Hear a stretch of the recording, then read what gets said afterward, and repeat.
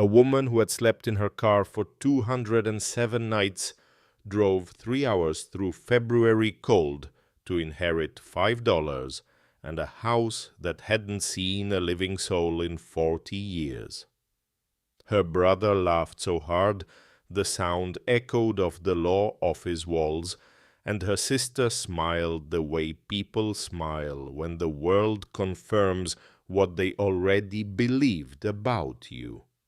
But what none of them knew, not the brother with his Tesla, not the sister with her Maserati, not the lawyers or the judges or the ex-husband who changed the locks, was that beneath that collapsing cabin floor lay a secret 5 generations of women had protected with their silence, their stubbornness, and their refusal to break a promise made before any of them were born.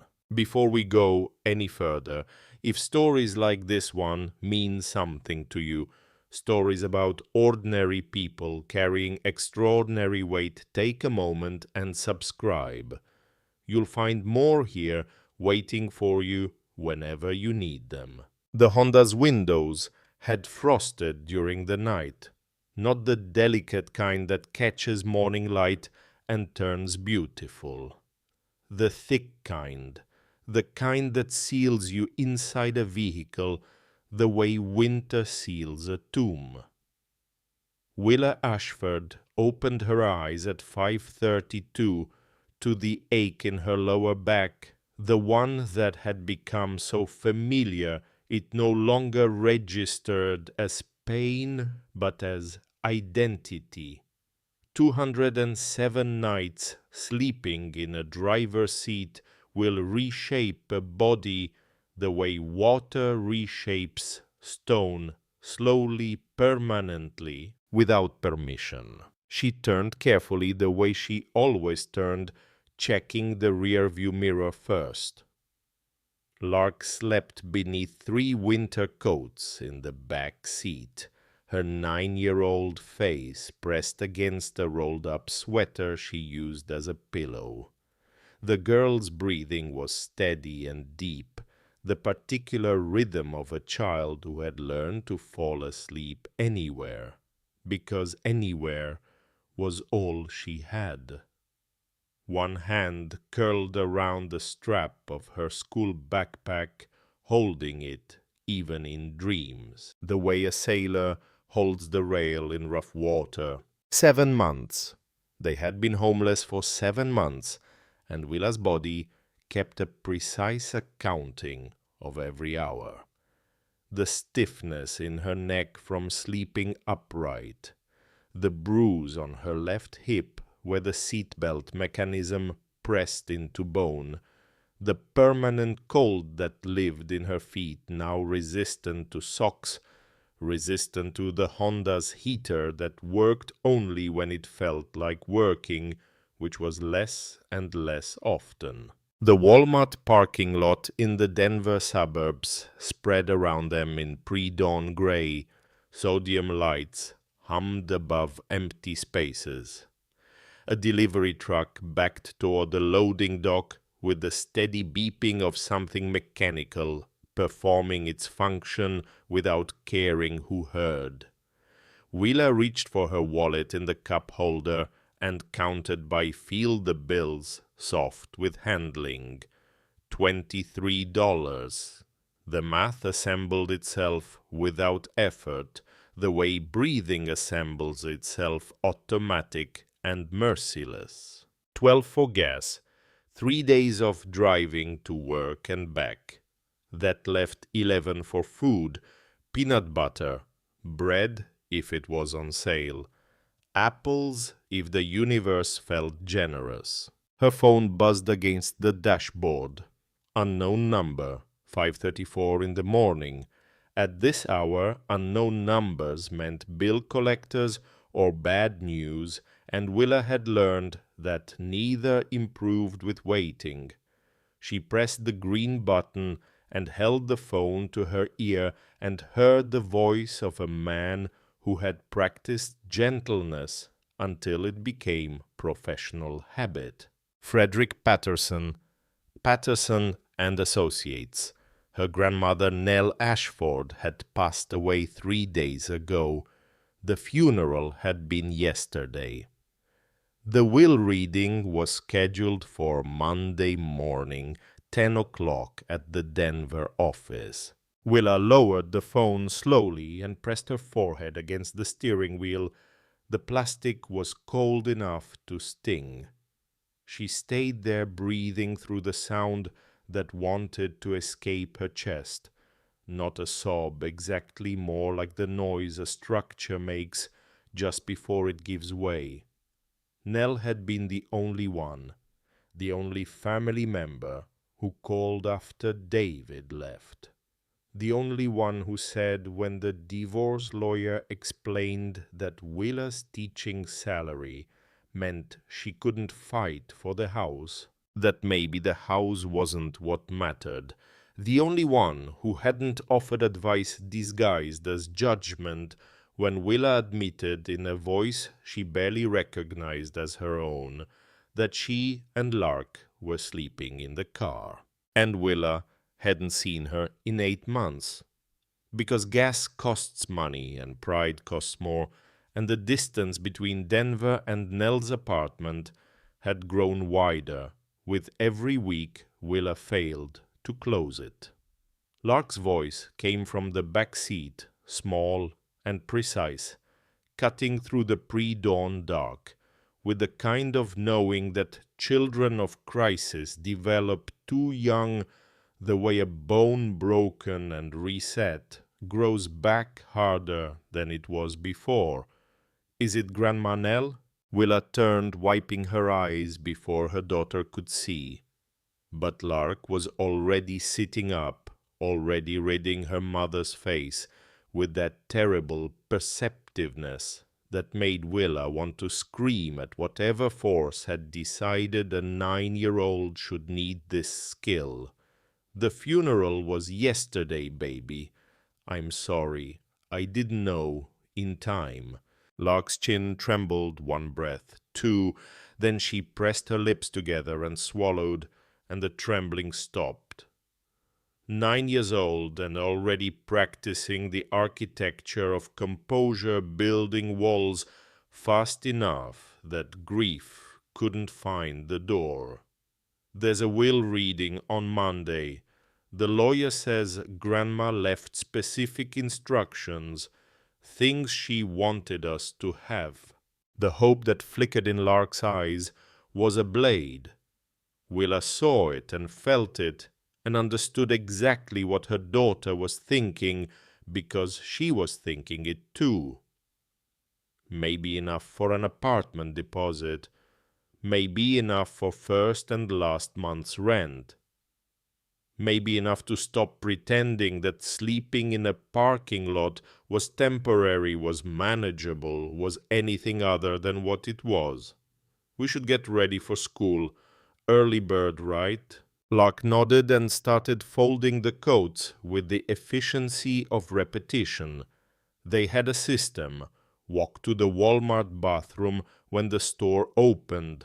Wash up in the sink. Change clothes from the plastic bins in the trunk, brush teeth, check hair, become for the duration of a school day people who had a front door and a kitchen table and a place to hang their coats when they came home. The memory surfaced without warning, sharp enough to steal breath. 6 months ago, not even 6 months. Prentice's voice on the phone when Willa had finally broken down and called her brother. She'd asked for $2,000, enough for a deposit and 1 month's rent, enough to give Lark a bedroom with a door that locked and a window that looked out at something other than a parking lot. Prentice had a penthouse downtown, a Tesla Model X, season tickets to the Avalanche. His voice had carried the particular warmth of someone explaining something obvious to someone slow. You made your choices, Willa. Teaching art to teenagers doesn't pay bills. I can't enable poor life decisions. $2,000. He spent more than that on a weekend in Aspen. But Willa's request a floor for her daughter to sleep on walls to keep the cold out had been enabling. The gym opened at 5:30. Willa had maintained her $29 monthly membership for one reason, and it had nothing to do with fitness. The showers were clean, the water was hot, the stalls had doors that locked. They arrived at 5:45 Willa, carrying a backpack with towels and clean clothes, Lark holding her school uniform in a bundle against her chest like something fragile. The teenager at the front desk didn't look up from her phone. They walked past, invisible in the way that poverty makes people invisible, not hidden exactly, but unregistered, the eye sliding past them, the way it slides past furniture. Willa stood under the spray and gave herself 30 seconds. 30 seconds of heat working into shoulders that had forgotten what relaxation felt like.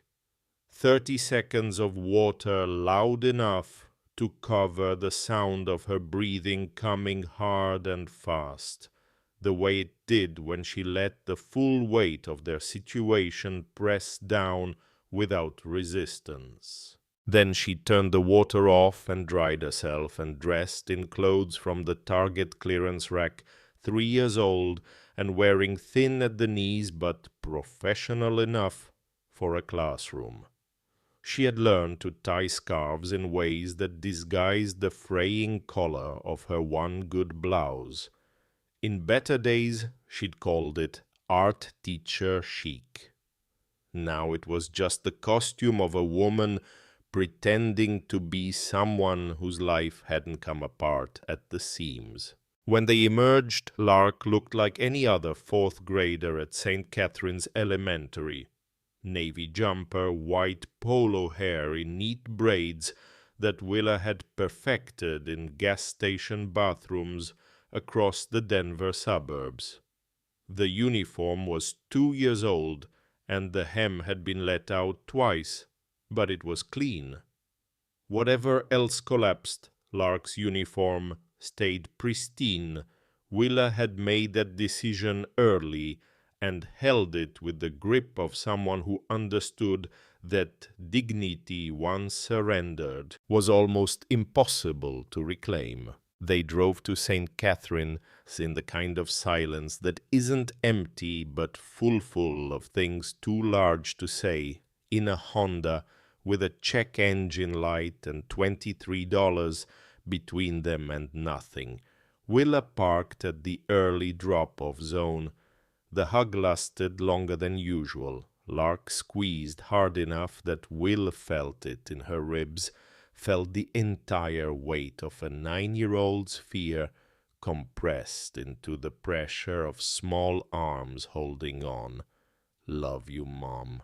Love you more, baby. Then Willa drove across town to Henderson High, where she taught Introduction to Studio Art to 23 juniors who cared more about their phones than perspective drawing. She parked in the teacher's lot and walked through morning cold with her lesson plans and her grandmother's death sitting heavy in her chest, and the wild, terrible hope that Monday might change everything pressing against the inside of her skull like a sound she couldn't release. Monday arrived the way bad weather arrives, visible from a distance, unavoidable, carrying the weight of everything it intended to do. Willa had cashed her bi-weekly paycheck on Friday. $2,180 direct deposit. By Monday morning, $900 had gone to the storage unit where everything they owned sat in a 10 by 10 space. $420 to car insurance. $250 to the minimum payment on credit cards she'd maxed during the divorce. That left $610 for the next 30 days. Gas, food, Lark's lunch money, phone bill, gym membership, and the constant low-grade terror that one-car repair would destroy them completely. She'd set aside $120 for this trip, gas to Denver and back. The law office occupied the 8th floor of a building that communicated money through every surface, brass fixtures polished to mirrors, marble tile that clicked under heels, elevator doors that opened with the whispered authority of mechanisms that had never been allowed to stick. Willa and Lark rode up in silence. Both wore their best. Willa's one funeral-appropriate dress, black, purchased 4 years ago for a colleague's memorial. Lark's school uniform, because it was the nicest thing she owned. The conference room could have held Willa's entire classroom, floor-to-ceiling windows overlooking the city, a table that probably cost more than Willa made in a year, leather chairs that whispered expense when you sat in them, adjusting to your weight with the quiet accommodation of objects designed to make wealthy people comfortable. Frederick Patterson was already there, arranging papers with the precision of a man who had delivered this kind of news too many times to be moved by the grief it caused. He looked up as Willa entered, and something in his expression shifted, a softening around the eyes that might have been compassion or might have been the professional sympathy lawyers practiced the way musicians practice scales. Miss Ashford, thank you for coming, please sit. Willa and Lark took seats on one side of the massive table. Patterson poured water from a crystal pitcher into glasses that probably cost $50 each. Willa's mouth was dry enough to crack, but she couldn't bring herself to drink. Not yet. Not until she knew. Are we waiting for Prentice and Vivian? They should be here shortly. Can I get you anything? Coffee? We're fine, thank you. Lark's hand found Willa's under the table. Small fingers lacing through larger ones, squeezing with a pressure that said everything words couldn't. Willa squeezed back. Prentice arrived at 10:05. Phone to his ear, barely acknowledging Willa's presence. He dressed for this the way he dressed for board meetings, Tom Ford suit, Apple Watch catching, the light hair maintained at $200 a month. He ended his call and dropped into a chair across the table without greeting either of them. Just a glance, quick assessing dismissive, and then back to his phone. Willa could see the Tesla app open. He was checking something about his car from 8 floors up, while their grandmother's last wishes waited on the table between them. Vivian swept in at 10:10. The scent of expensive perfume arrived before she did, followed by the energy of someone who billed by the quarter hour and resented every minute spent on anything that didn't generate revenue.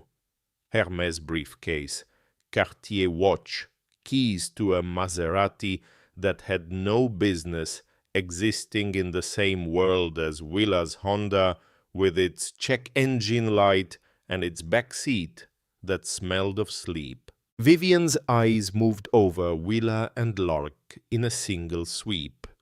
Target dress, worn shoes, the unmistakable markers of a life that had lost its footing and hadn't found it again.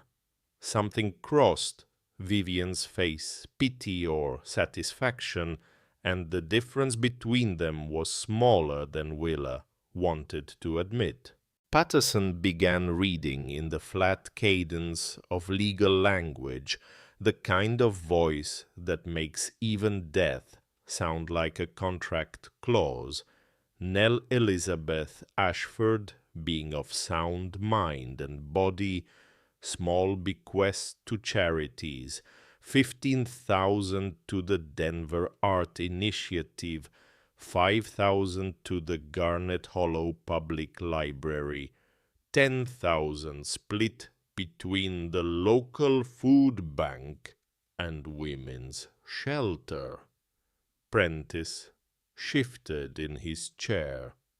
Vivian made a note in a leather-bound pad. To my grandson Prentice Ashford. I leave the property located at 2847 Lakeshore Drive, including all structures, furnishings, and landscaping. Prentice nodded. The lakefront house, $1.4 million at current market rates. His expression didn't change. He'd expected this, felt entitled to it the way he felt entitled to oxygen. To my granddaughter Vivian Ashford Thorne, I leave my complete collection of antique silver pieces, professionally appraised at $950,000, as well as my vintage jewelry collection, appraised at $180,000. Vivian made another note. Efficient, clinical, tallying inheritance the way she tallied billable hours. Patterson paused. His eyes found Willa's, and what lived in them looked like apology. To my granddaughter Willa Ashford, I leave the sum of $5 in cash and the original mountain homestead located near Garnet Hollow, Montana, GPS coordinates and property deed to be provided separately. The silence that followed had weight, physical weight. It pressed against Willa's chest and throat, and the backs of her eyes where heat gathered and refused to fall. $5.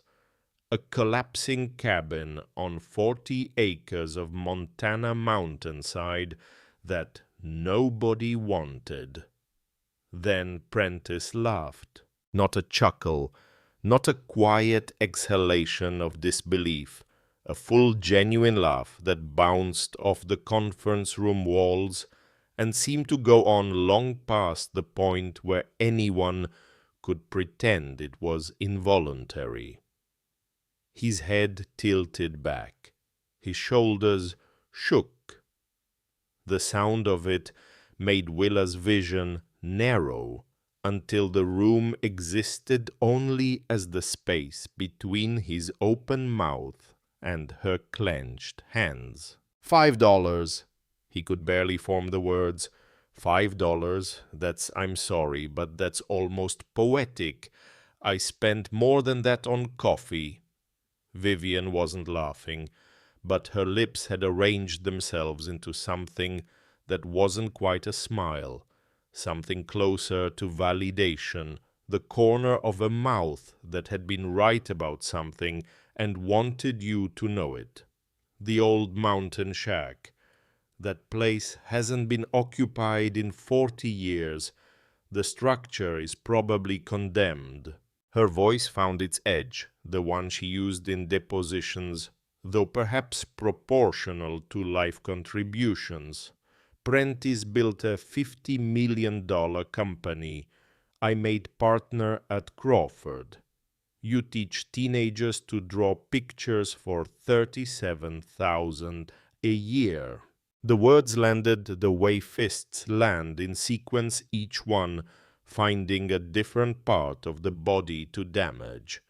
Willa's hands clenched under the table, but she kept her face still. 7 months of sleeping in a car had taught her this. How to take the hit, how to let cruelty pass through without giving the satisfaction of watching it arrive. Lark's fingers squeezed tighter, Willa squeezed back. "We're okay." The pressure carried the message. "We've survived worse than words." Patterson cleared his throat with the careful authority of a man reclaiming a room from people who had forgotten he was in it. Mrs. Ashford left specific instructions regarding the mountain property. She requested that Willa visit the site personally before making any decisions about the property's future. Vivian's voice arrived precise and condescending. "Disposition means getting rid of it, in case legal terminology is unfamiliar." Prentice leaned back, still grinning. "What's to decide the place is worthless? Not even worth the property taxes." "Actually, the property taxes are current and paid through the end of the year." Patterson's voice carried a thread of steel that hadn't been there before. "And there are no liens or encumbrances. The 40 acres are fully yours, Miss Ashford. 40 acres of rocks and a collapsing cabin." Prentice spread his hands in mock congratulation. "You're officially a slumlord, little sister." Vivian gathered her papers. "When you're ready to dispose of it, Prentice knows contractors who can handle demolition and land sale. Consider it a family favor." She stood. Prentice followed, both of them preparing to return to their important lives and expensive cars and the comfortable certainty that the world had distributed its rewards exactly as it should generously to those who'd earned them, and $5 to those who hadn't. At the door, Prentice paused, turned back. His grin had faded into something that might have passed for concern if Willa had known him her entire life. "Seriously, Willa, call me when you're ready to dump it. I'll make sure you get enough to cover the hassle." Then they were gone. The door closed with a soft click that Willa felt in her sternum. She sat in the sudden quiet, staring at her hands folded on the table, breathing carefully through rage and humiliation, and the small, foolish part of her that had hoped, despite everything, experience had taught her about hope for something different. Patterson pushed a thick manila envelope across the table. His voice came gentler, now stripped of legal polish, carrying the weight of something he seemed to have been holding back. "Inside, you'll find the property deed, GPS coordinates, keys to the structure, and a personal letter from your grandmother." Willa took the envelope. It was heavier than she expected. "I should tell you," Patterson continued, and the way he paused suggested he was choosing his next words with the care of a man placing stones across a stream. "Your grandmother spoke very highly of you in our meetings, very highly. She was quite clear that you were to receive the mountain property specifically because, and I quote, 'Willa will understand when the time is right.'" "What's there to understand?" The words came out harder than Willa intended. "It's a worthless check. My brother and sister are right to laugh." Patterson studied her for a long moment, the way a person studies something they cannot help but find meaningful. "Your grandmother was many things, Miss Ashford, but she wasn't cruel, and she wasn't foolish. If she left you that property, she had her reasons." He stood and gathered his papers. "Take your time. The room is yours as long as you need." When he left, Willa let herself feel it. Not tears. She'd exhausted those somewhere around month 3, just a hollow ache that began in the center of her chest and radiated outward until her entire body felt like a room someone had emptied of furniture. Lark shifted in her seat and pulled the manila envelope closer. Inside the document folder, nested among legal papers, was a small jewelry box, aged leather, tarnished brass clasps. Lark opened it, and her breath caught. "Mom, look!" Nell's jade bracelet, the one Willa had admired every visit to her grandmother's apartment. Simple, beautiful, green stone, worn smooth by decades against skin. Willa lifted it out with hands that shook despite her efforts to steady them.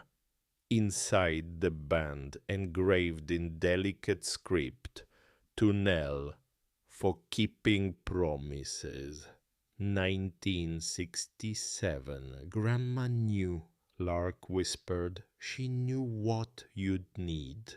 That night, Willa sat in the driver's seat while Lark slept in the back, 3 coats arranged around her, like the walls of a fortress, built from whatever materials were available. The parking lot was dark. The Honda's engine ticked as it cooled. Willa opened the letter from the manila envelope and unfolded 3 pages covered in Nell's careful handwriting, the script of someone who had taken her time, who had understood these words needed to outlast her. "My dearest Willa," it began. "They laughed, didn't they?" Willa pressed her hand over her mouth and kept reading. "Prentice and Vivian, I knew they would. That's why I'm trusting you, not them. The mountain property isn't what it seems. Your great-great-great-grandmother, Eliza Stonecroft, built that homestead in 1867. She was a Scottish immigrant alone in Montana Territory, rejected by polite society for refusing to need a husband. But she survived, she thrived, and she hid something there that I've protected for 50 years, waiting for the right person." Willa's eyes moved faster, pulled by the gravity of words that rearranged the shape of everything she thought she knew. Not the richest person, not the most successful, the right person. You, Willa, you've been tested in ways they never have.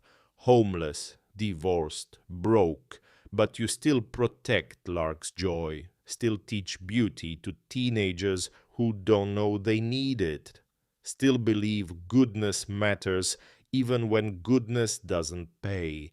That's rare. That's the kind of strength that keeps promises. The letter continued with instructions precise enough to follow in darkness. Northeast corner of the cabin. Loose floorboard in the sleeping alcove. Trap door beneath. Combination lock 1867.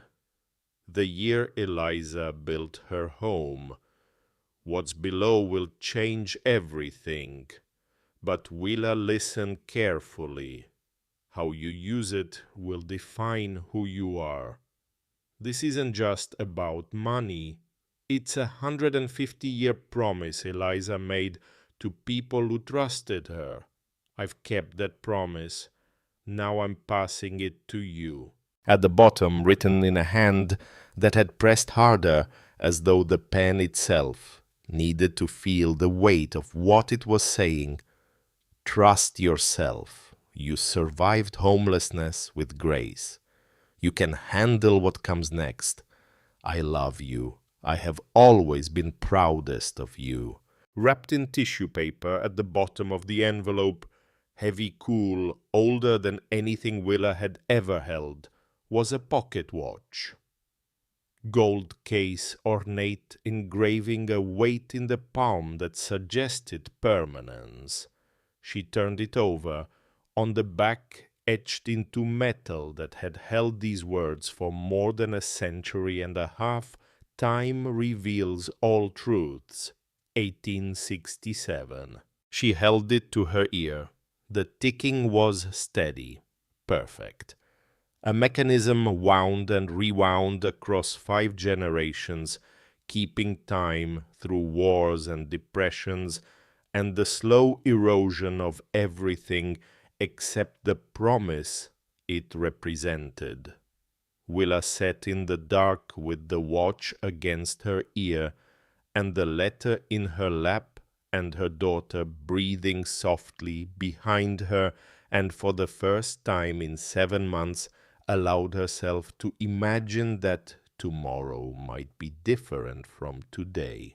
The drive took 3 hours through late February cold. They left Denver's sprawl behind and climbed into mountains that held snow in every shadow and silence, in every valley. The Honda struggled on steep grades, engine whining in protest, check engine light glowing orange on the dashboard like a small persistent warning that Willa added to the list of things she couldn't afford to fix. She pressed the accelerator and made a bargain with the universe. Just get us there. Hold together until we see what's waiting. Lark did homework by the dome light, long division in a notebook balanced on her knees. She asked about irregular verbs and state capitals, and whether wolves could see in complete darkness. Normal questions. The questions a 9-year-old should ask on a road trip, not the ones Willa heard underneath them. Will we be okay? Will things get better? Will we have a floor to sleep on after this? Mum, are we poor? The question arrived without preamble, the way children's hardest questions always do, not built up to, not softened, with context, just placed into the air like a stone placed on a scale. Willa's hands tightened on the steering wheel. She could lie. She'd earned the right to lie, earned it through 7 months of making poverty look like adventure and fear look like planning. But Lark deserved the truth, and Willa had promised herself in the early weeks when the car still felt temporary that she would never trade her daughter's trust for her own comfort. We don't have a home right now. We live in our car. Most people would call that poor. She paused, feeling the words' weight, making sure the next ones carried what she needed them to carry. But baby, I need you to hear something. We have each other. You go to a good school. We eat every day. I have a job. We're struggling. That's different from defeated. Lark was quiet long enough that Willa thought the conversation had ended, then soft as breath on glass. And we have Grandma's mountain now. Something cracked in Willa's chest. Not broke cracked the way ice cracks when the season beneath it begins to shift. Yeah, baby, we have that. The turnoff appeared just as GPS signal died to mountain terrain. Willa pulled over and consulted the paper map from Nell's envelope. A narrow dirt road branched from the highway, marked by a faded wooden post she would have missed if she hadn't been looking. Copper Ridge Trail. 4-wheel drive recommended. Willa looked at her 2-wheel drive Honda with its check engine light and ball tires and made a choice, the way she'd been making choices for 7 months, not because it was safe, but because the alternative was staying still. And staying still was a luxury she'd lost the right to afford. The road was worse than the sign suggested. Deep ruts from run-off, rocks that scraped the undercarriage with sounds like teeth on bone, branches whipping the windows. The Honda bounced and protested and somehow kept climbing. 15 minutes of progress measured in jolts and prayer. Then the trees opened into a clearing, and Willa's foot found the brake hard enough that Lark lurched forward against her seat belt. The cabin sat 50 feet ahead in the dying light of late afternoon, smaller than Willa had imagined, maybe 20 feet square, built from logs weathered to silver gray, the color of things that have surrendered to time without collapsing under its weight. The roof sagged on the left side. Several shingles were missing gaps, like missing teeth in a face that had once been whole. The front porch had partially given way, one corner touching ground at an angle that whispered of complete failure coming soon. But it was the setting that stopped Willa's breath. The cabin had been built directly against a granite cliff face that rose 100 feet straight up, creating a natural wall at its back. Pine trees circled the clearing branches, heavy with old snow. In the fading light, shadows pooled between trunks like dark water finding its level.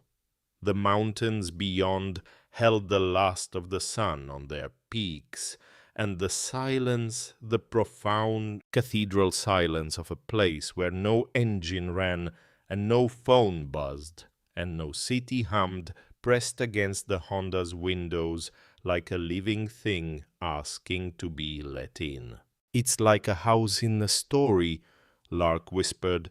Then, after a pause that held the weight of a child deciding what kind of story, the kind where something important is hidden. They parked 20 feet from the cabin. Engine off. The silence was total. Wind through pine branches, the settling sounds of the Honda's body cooling, nothing else. No traffic. No voices, no evidence that anyone had stood in this clearing for years, maybe decades. Willa's phone buzzed, one bar of signal flickering, a text from Prentice lawsuit filed, Monday 9 a.m. hearing, property seizure requested pending outcome. Enjoy your weekend. She stared at the words until they became shapes without meaning, then turned the phone face down and looked at her daughter. "We'll sleep in the car tonight. In the morning we see what's inside." Lark nodded and began the familiar work of arranging coats for warmth. Willa reclined her seat and stared through the windshield at the cabin's dark shape against the darker cliff.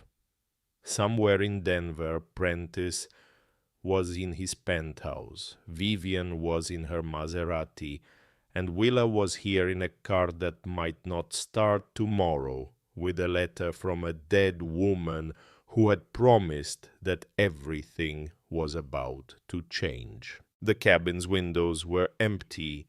No glass remained, just rectangular openings that looked like closed eyes. The door hung at an angle on its hinges, partly open, showing nothing beyond but shadow. In her jacket pocket, the watch ticked. Steady, patient, keeping time the way it had for 158 years.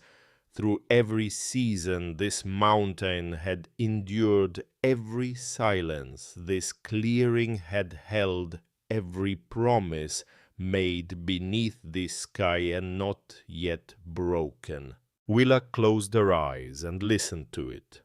and somewhere past midnight, balanced between sleep and waking, she heard something from the cabin glass breaking, or a branch falling, or the sound an old structure makes when it shifts under weight. That might be wind, or might be footsteps, or might be nothing at all, except the restlessness of a place that has been waiting too long for the right person to arrive. She sat up, peered through the windshield.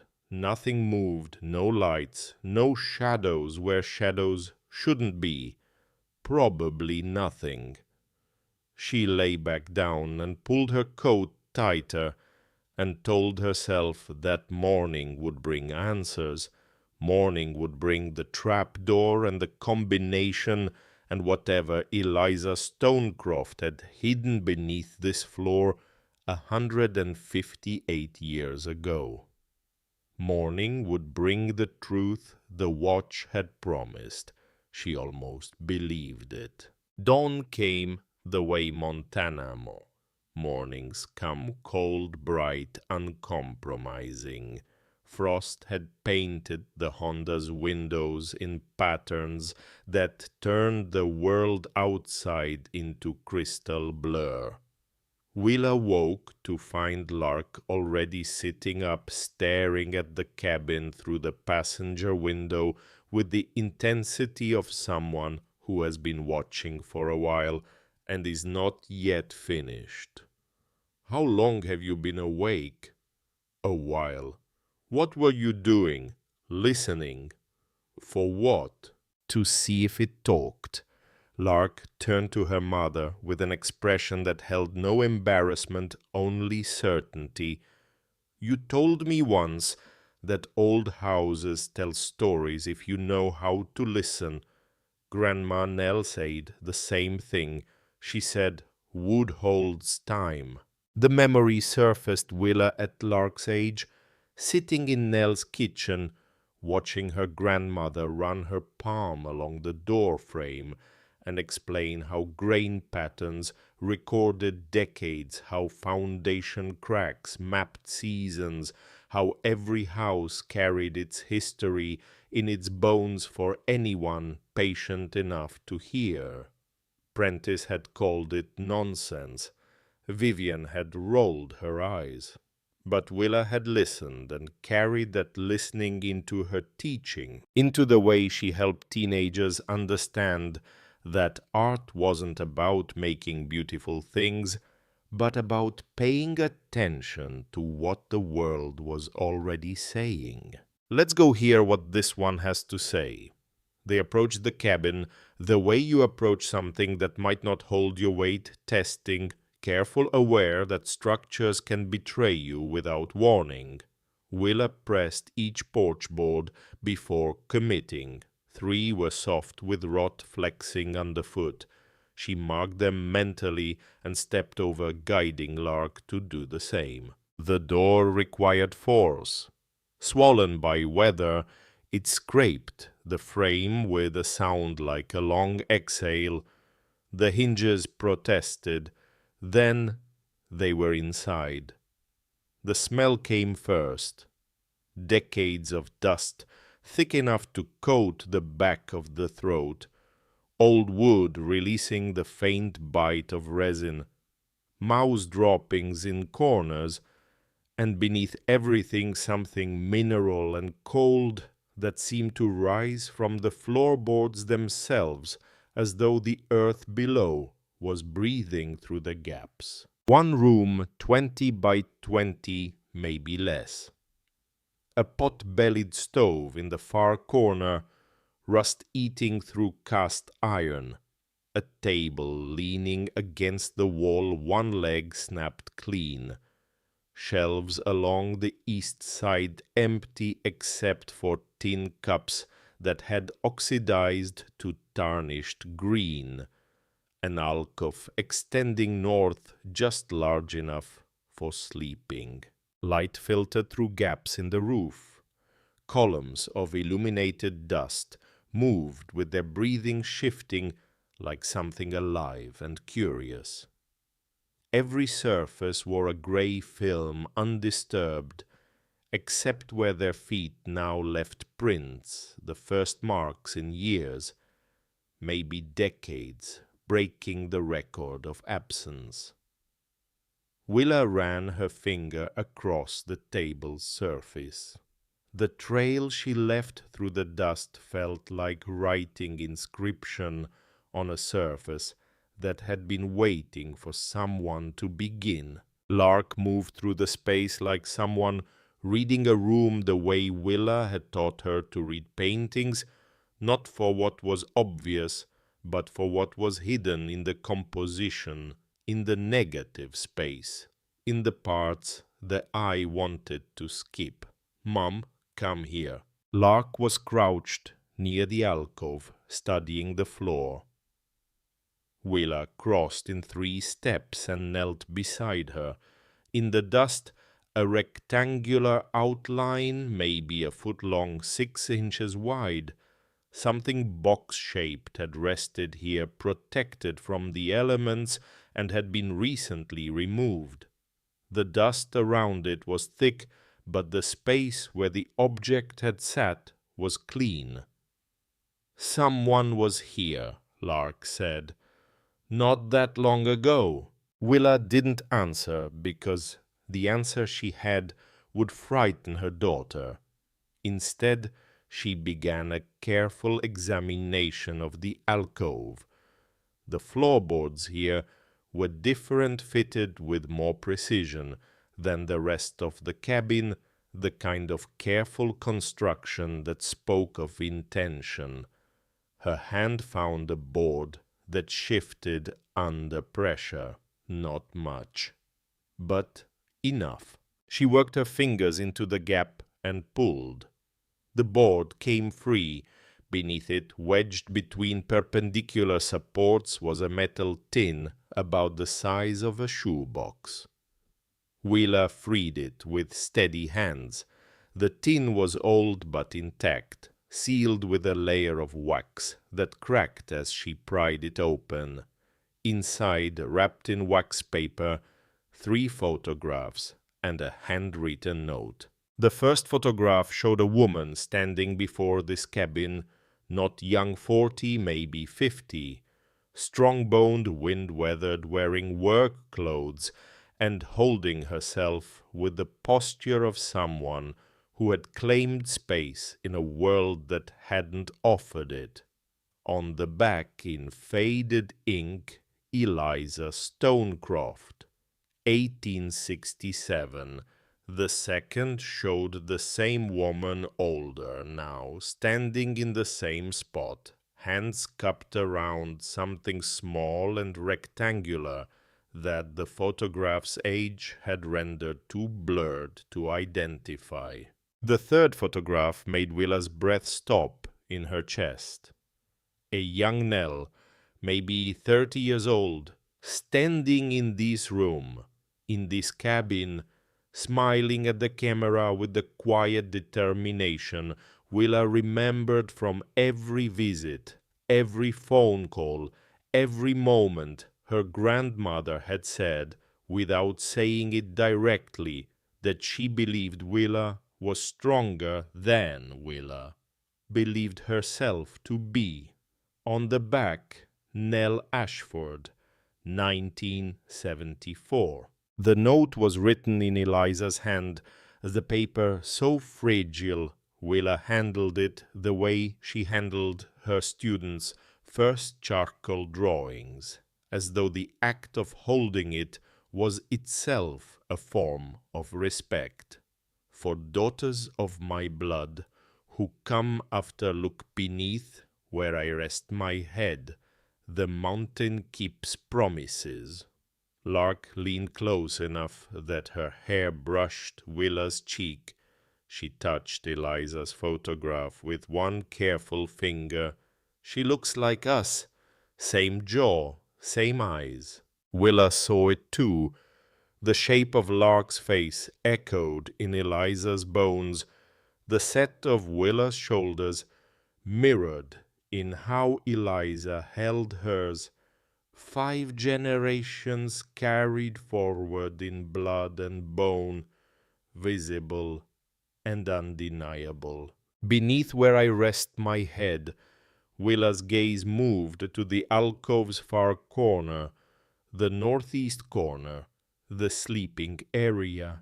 They moved together, mother and daughter, and Willa examined the floorboards with new attention.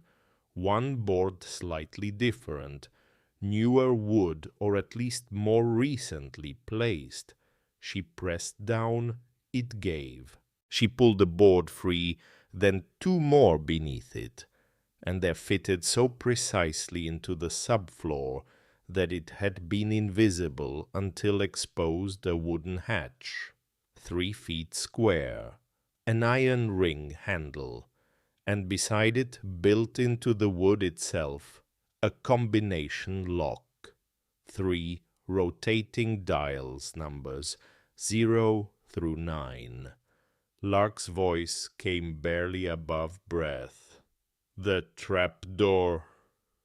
Willa pulled Nell's letter from her pocket. Her hands shook. She said the dials.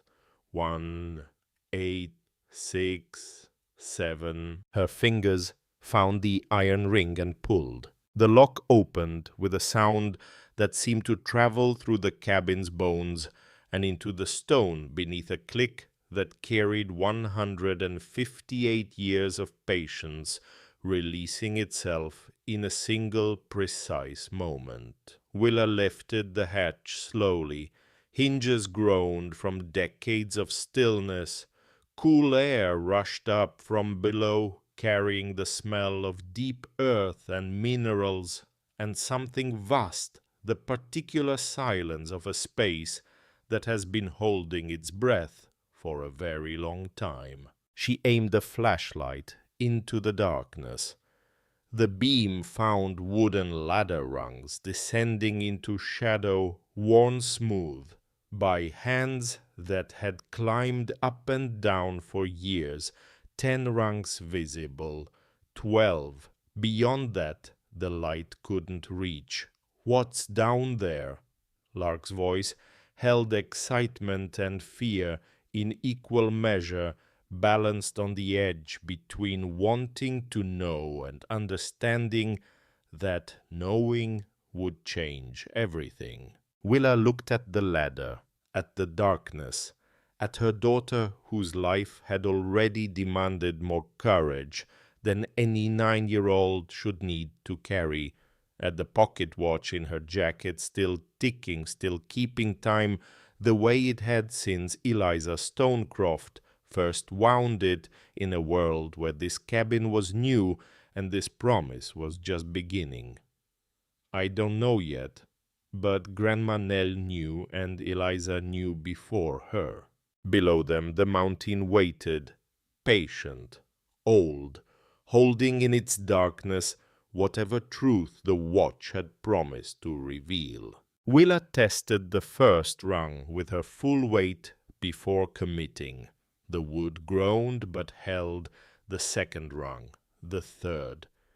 Each step a small act of faith that a ladder built before electricity existed would not snap and send her falling into whatever waited below. Not yet, baby. First I make sure it's safe. Lark shook her head. The flashlight clipped to her belt cast a circle of light on the cabin floor that trembled with her breathing but did not waver. We go together, Mom. We're a team. Remember? Willa looked at her daughter and saw the same expression Eliza wore in that first photograph, jaw set, shoulders squared, the posture of someone who understood that being left behind during the important moments was its own kind of poverty.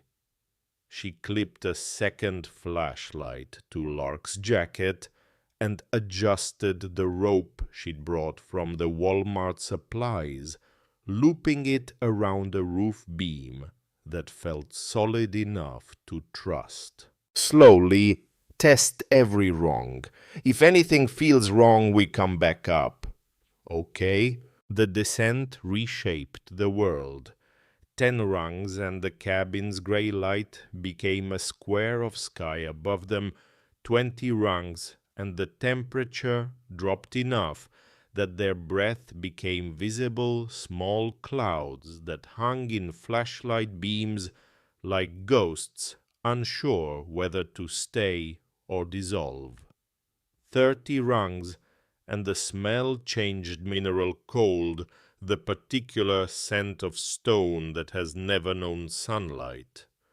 Water dripped somewhere in the darkness, each drop finding its echo and sending it back doubled.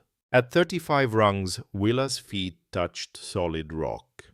She helped Lark down the last steps, and they stood together in a space that felt enormous, despite the darkness pressing close. Willa swept her flashlight in a slow arc and understood immediately that this was not a cave, not a cellar, not a root cellar or a storage space or any of the ordinary things people carve beneath their homes. This was a mine, hand-carved from granite, maybe 7 feet high, 5 feet wide, timber beams supporting the ceiling at intervals so regular they spoke of someone who understood that mountains punish carelessness.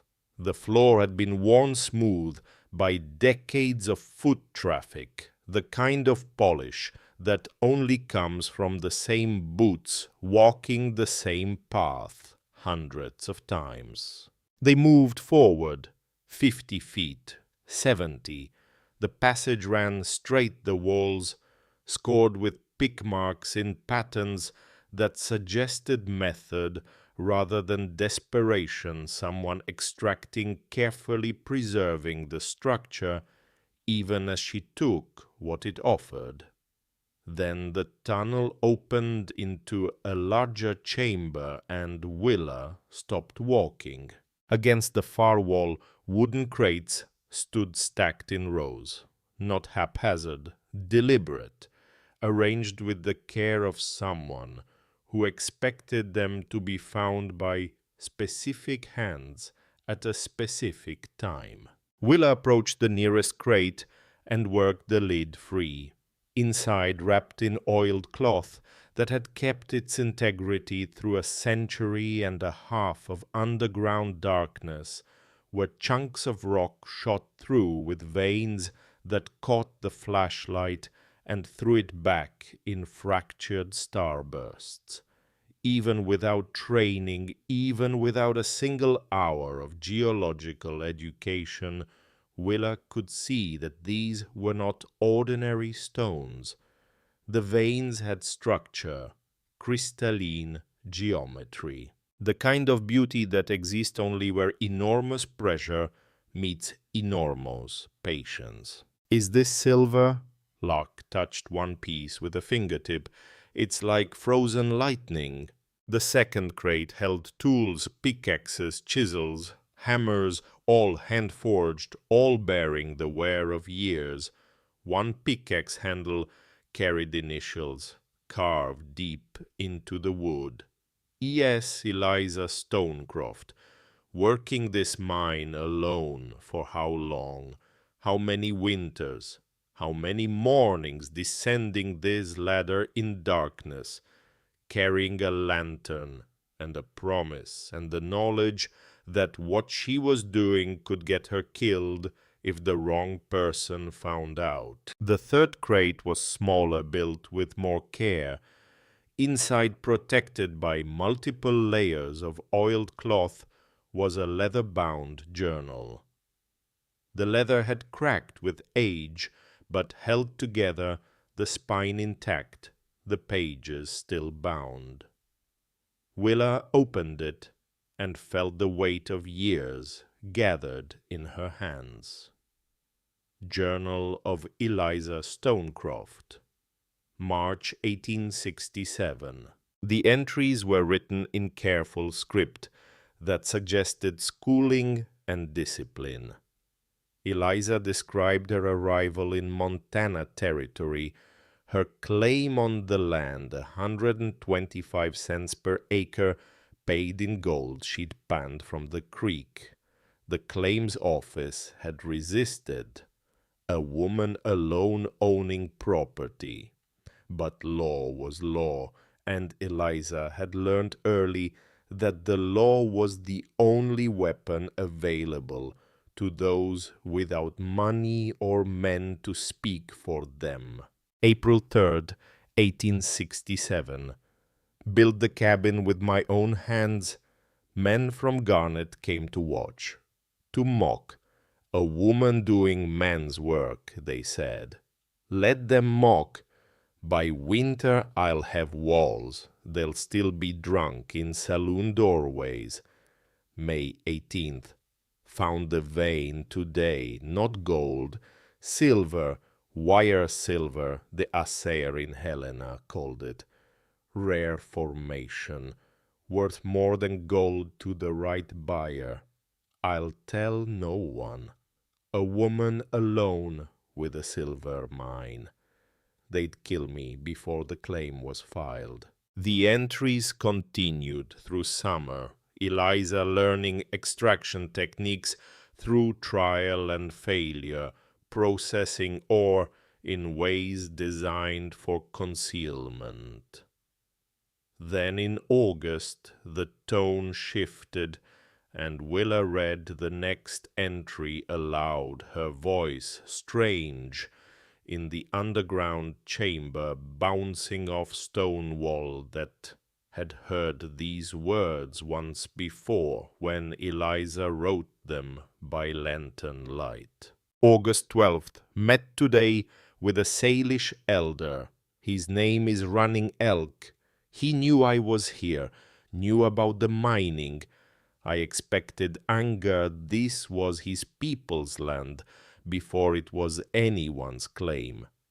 Instead, he showed me something I hadn't earned the right to see. Willa's voice caught. Lark pressed closer, following along by flashlight. He took me deeper into the mountain.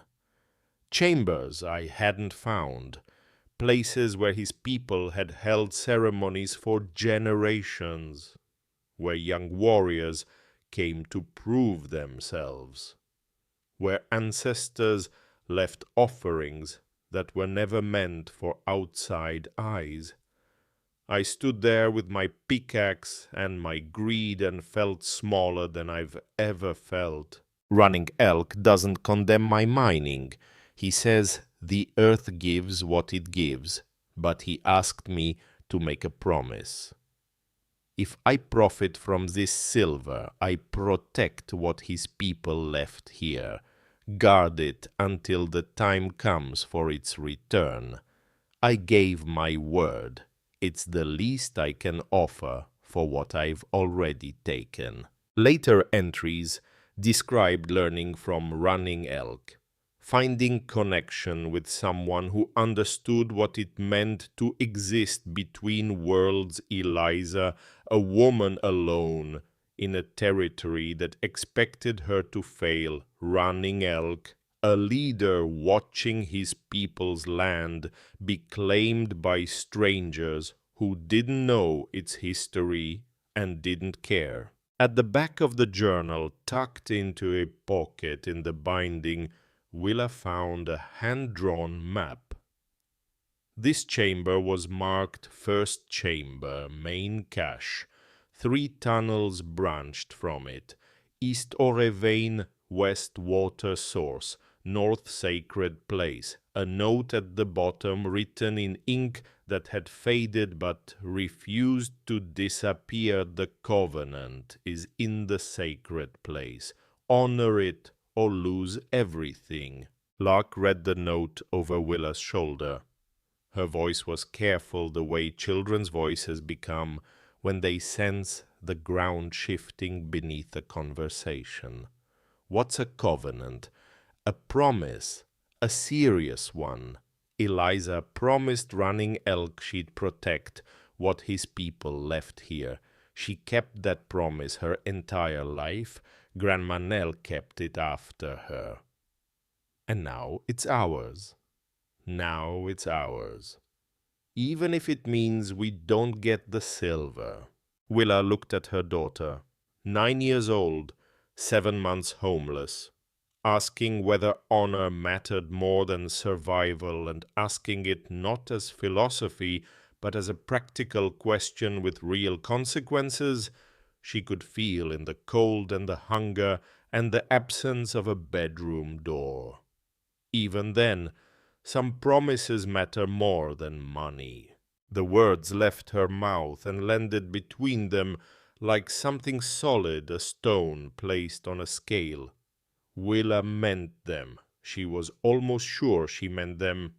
But meaning something and living it are different verbs, and the distance between them is measured in the things you're willing to lose. They climbed back to the surface as daylight faded outside the cabin. Willa sealed the hatch and replaced the floorboards covering their tracks with the methodical care of someone who had learned that what you owned could be taken if the wrong person knew you had it. The drive to Garnet Hollow took 40 minutes on roads that deteriorated from pavement to dirt to twin ruts that required constant attention.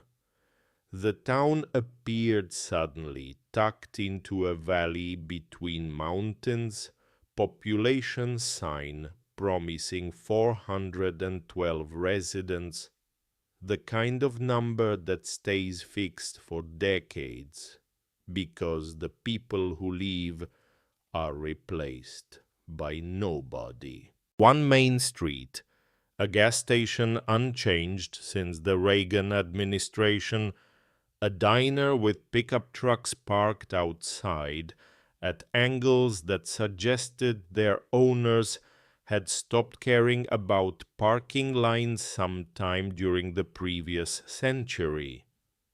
And at the end of the street, a 2-story building with a hand-painted sign, Cope's General Store, established 1961. The bell above the door chimed as Willa entered. The interior smelled of coffee, old wood, and something baking. In back, bread maybe, or biscuits, or the particular warmth that comes from a space that has been lived in so long it generates its own heat. The woman behind the counter looked up from a crossword puzzle and studied Willa with the unhurried assessment of someone who had spent 7 decades reading people and felt no pressure to speed up the process. White hair pulled back, face mapped by mountain sun, hands that moved with the efficiency of a lifetime spent stocking shelves and making change without wasting motion on anything unnecessary.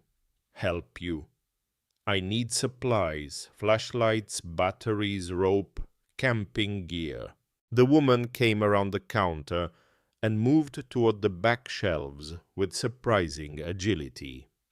Camping up in the mountains, getting late in the season. Weather turns fast this high.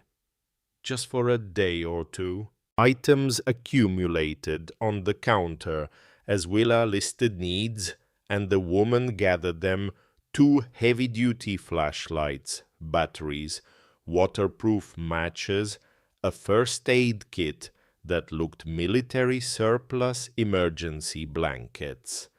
She moved through the store the way someone moves through a kitchen they've cooked in for 40 years, reaching without looking, knowing the location of every item by muscle memory. You're not from around here. No, but my grandmother owned property nearby. Property nearby. The woman's hands stopped moving. Her attention sharpened into something more focused than curiosity. What was your grandmother's name? Nell Ashford. The crossword puzzle was forgotten. The store, the supplies, the transaction in progress, all of it suspended as the woman turned to face Willa with an expression that contained recognition and something harder to name. Not surprise, exactly, more like the end of waiting. Nell Ashford, well, I'll be. A pause that held weight. I'm Bernadette Cope. Most people call me Bernie. Knew your grandmother 40 years, maybe more. Heard she passed.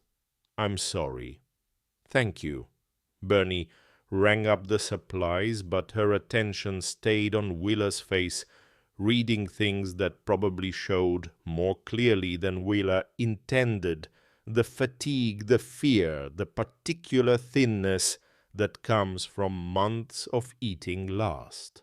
Nell used to come through here regular as seasons, buy supplies, head up that mountain road, every few months for decades. Do you know what she was doing up there? Never asked. Figured it wasn't mine to know. Bernie leaned against the counter. But I'll tell you what I noticed. She bought specific things. Rock hammers, survey stakes, those heavy lanterns miners use, and she'd stay up there for weeks, alone. A pause, then a decision made behind eyes that had been making decisions for 74 years and trusted the process. There's a geologist lives in town, retired professor from Montana School of Mines, Colette Henshaw, stone house on Birch Lane, 3 blocks north. Your grandmother used to bring her rock samples. Why are you telling me this? Bernie's smile carried knowledge earned through decades of watching people arrive at this counter with questions they didn't know how to ask. Because Nell was private about her business, but she wasn't secretive with people she trusted.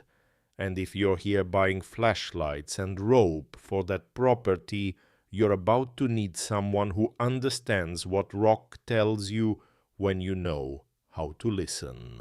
The house on Birch Lane stood behind a garden that looked like a geological museum specimens arranged on low walls and labeled with handwritten tags. Rock formations creating borders, even the stepping stones chosen for their fossil content. Willa knocked and waited. The woman who opened the door was tall and slightly stooped, white hair untamed around a face that suggested decades spent outdoors studying things most people walked past without seeing. Thick glasses, magnified blue eyes that fastened on Willa with the immediate focus of someone whose attention once engaged did not wander. Dr. Henshaw Bernie Cope suggested I talk to you. I'm Willa Ashford, Nell Ashford's granddaughter. The change was physical. Colette Henshaw straightened. Her hand found the doorframe and gripped it. Ashford, Nell's granddaughter, come in, please. The house's interior had been converted into a workspace that would make any geologist weep with recognition. Shelves lined every wall packed with labeled specimens.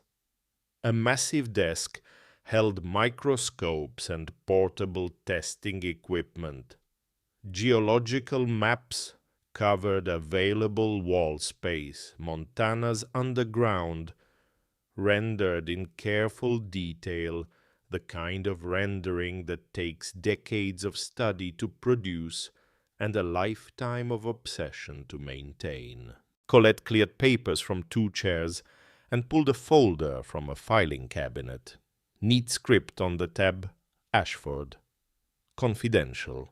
Nell came to me 15 years ago, brought rock samples, asked me to analyze them quietly. She opened the folder, spreading photographs across her desk, close-ups of rock samples shot through with gleaming veins that caught light like captured lightning. I'm a geologist. Spent 45 years studying Montana mineral deposits. Retired now, but Nell knew I could keep my mouth shut. What did you find? Colette laid one photograph beside another, building a sequence that told its own story. Wire silver, museum quality specimens. The formation is exceptional purity levels. I've seen maybe twice in my career, and one of those was behind glass in the Smithsonian. She watched Willa's face. Conservative estimate for just the samples Nell brought me, $4 to $6 million. The room tilted. Willa gripped the chair arms and tried to connect numbers to reality and found no bridge between them. Colette wasn't finished. But that's just samples. Surface extraction. If there's a producing vein at this quality, and the geological formation strongly suggests there is, we're talking 25 to 30 million, maybe more. Lark, sitting beside Willa, made a sound half-gasp, half the noise a person makes when the ground they're standing on suddenly reveals itself to be the roof of something enormous.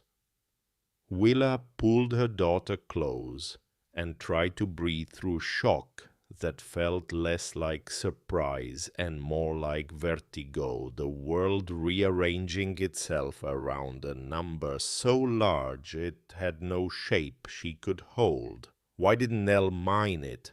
Colette's expression shifted. The scientist receded, and something more human took its place. She said it wasn't about the money. She mentioned a heritage site, sacred objects, a promise someone had made a long time ago that she was still keeping. The older woman leaned forward.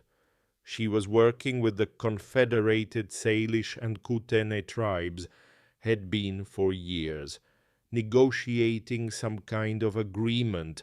She told me that when the time was right, someone in her family would honor it. A pause. Blue eyes studying Willa through thick lenses with the same intensity they'd applied to geological formations for 4 decades. I'm guessing that someone is you. I don't know yet. I don't even know if what's down there is everything she believed it was. Colette stood and began gathering equipment, portable testing kit, sample bags, a headlamp that looked professional grade. I'd like to visit the site, do a proper assessment, but I need to be transparent about something. She stopped moving and faced Willa directly. I'm 76 years old. I have more money than I'll spend and more years behind me than ahead. I'm not interested in your silver. She met Willa's eyes with the directness of someone who has outlived the need for diplomacy. I just want to see a genuine find one more time. That's all I'm asking. Willa weighed the decision the way she'd been weighing decisions for 7 months quickly, because hesitation was a luxury, but carefully because mistakes at this altitude could be fatal. Trusting someone meant exposure. It meant another person knowing what lay beneath the cabin floor, but it also meant expertise, confirmation. Someone who could tell her whether the dreams Nell had planted were real or just the hopeful architecture of a dying woman trying to give meaning to a worthless inheritance. Yes, thank you.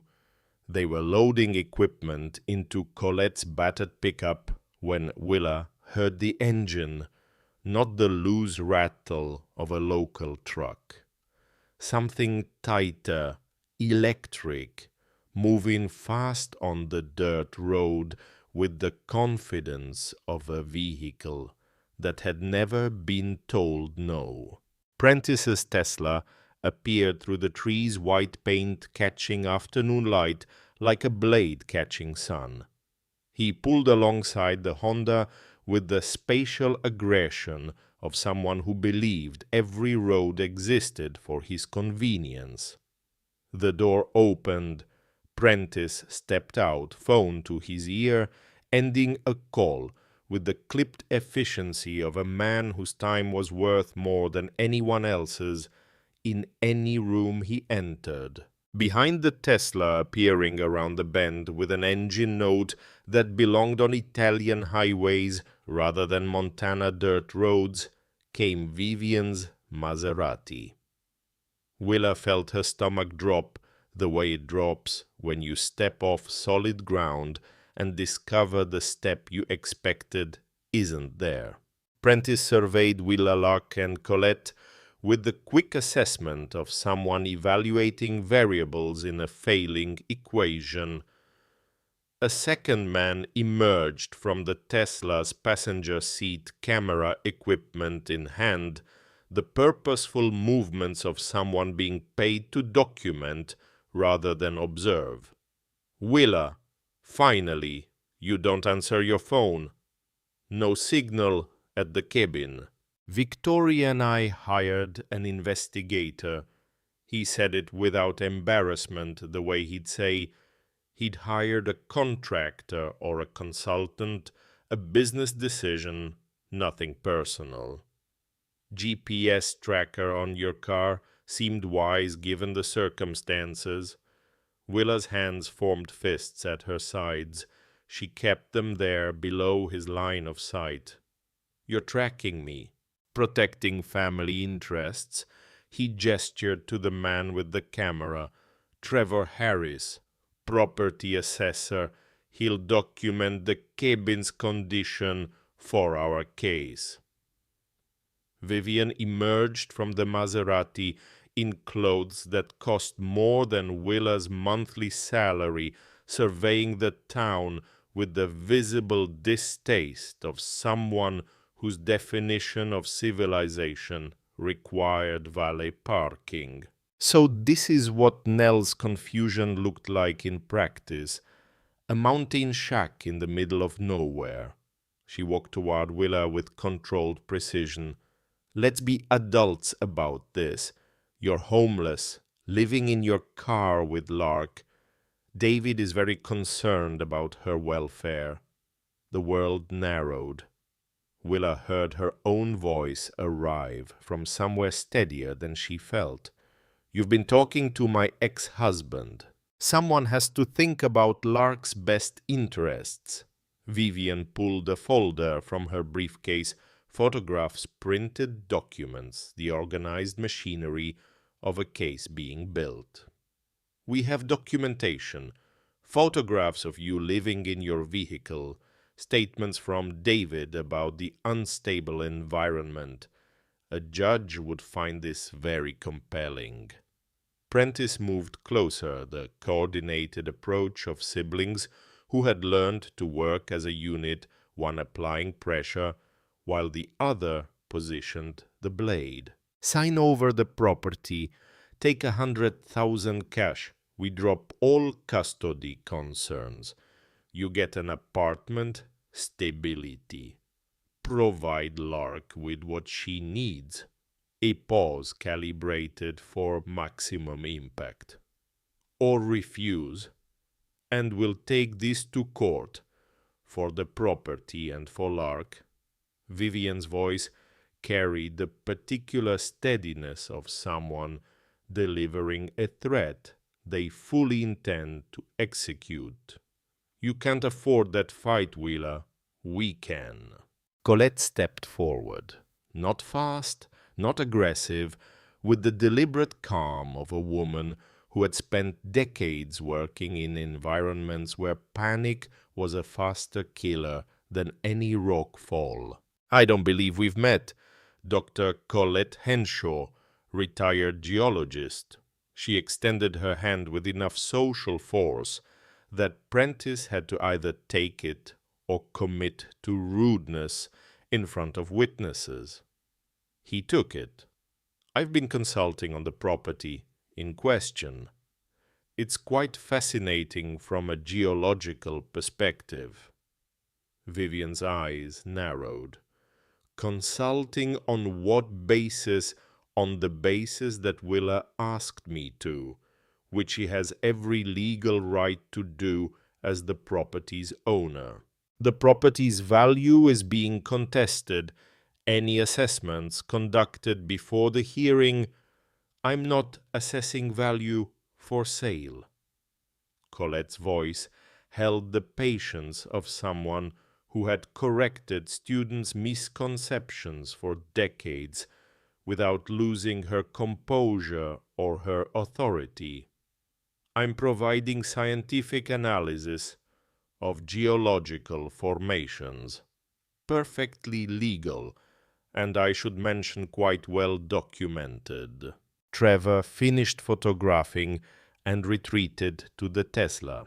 Prentice turned back to Willa. His expression had hardened into the one he wore in negotiations, the face of someone who had learned that the first person to show uncertainty loses. Lawsuit files Monday, 9 a.m. property seizure, pending outcome, last chance to avoid this becoming ugly, 100,000. Take it and walk.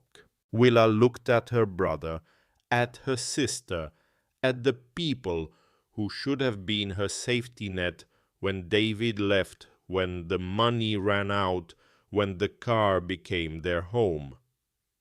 People who had GPS tracked her instead of called, who had spoken to her ex-husband about custody instead of speaking to her about help, who stood here now on Montana dirt offering $100,000 for something worth $30 million and threatening to take her daughter if she didn't accept. "Get off my property!" Her voice did not shake. She was almost surprised by this. "You have no permission to be here. Leave." Prentice held her stare, searching for the fracture point, the weakness that would let him push harder. 7 months ago, he would have found it. 6 months ago, maybe even 3, but the woman standing in front of him had been reshaped by parking lots and protein bars, and the daily discipline of making poverty invisible, and whatever softness he was looking for had been worn away by the same forces that polish stone. Monday, 9 a.m. His voice carried the controlled irritation of someone who had expected to win and was recalculating. "Hope you've made arrangements for Lark." They left expensive vehicles raising dust that hung in the air long after the engines faded to silence. Willa stood in the settling quiet arms around Lark, trying to stop the shaking that had waited politely until her brother and sister were gone, and now arrived with interest. Colette touched her shoulder. "One point of contact. Steady. You need to document what's under that cabin tonight, before they come back with a court order." The next hours moved with the compressed urgency of people working against a deadline they can feel but cannot see. Colette descended the ladder with the careful deliberation of someone who understood her body's limitations and respected them without being defeated by them. She examined the ore samples under portable equipment, taking measurements and making notes with the precision of a scientist documenting something she had waited 15 years to confirm. She looked up from her instruments with an expression that held both excitement and the weight of what excitement meant in this context. "Willa, This wire silver is beyond anything I've seen in 4 decades of studying Montana deposits. If the vein continues at this consistency, and every indicator says it does, you're not looking at 20 million. A pause. You're looking at 30, maybe more. Willa showed her the journal, Eliza's entries about running elk, the covenant, the sacred chamber marked on the map.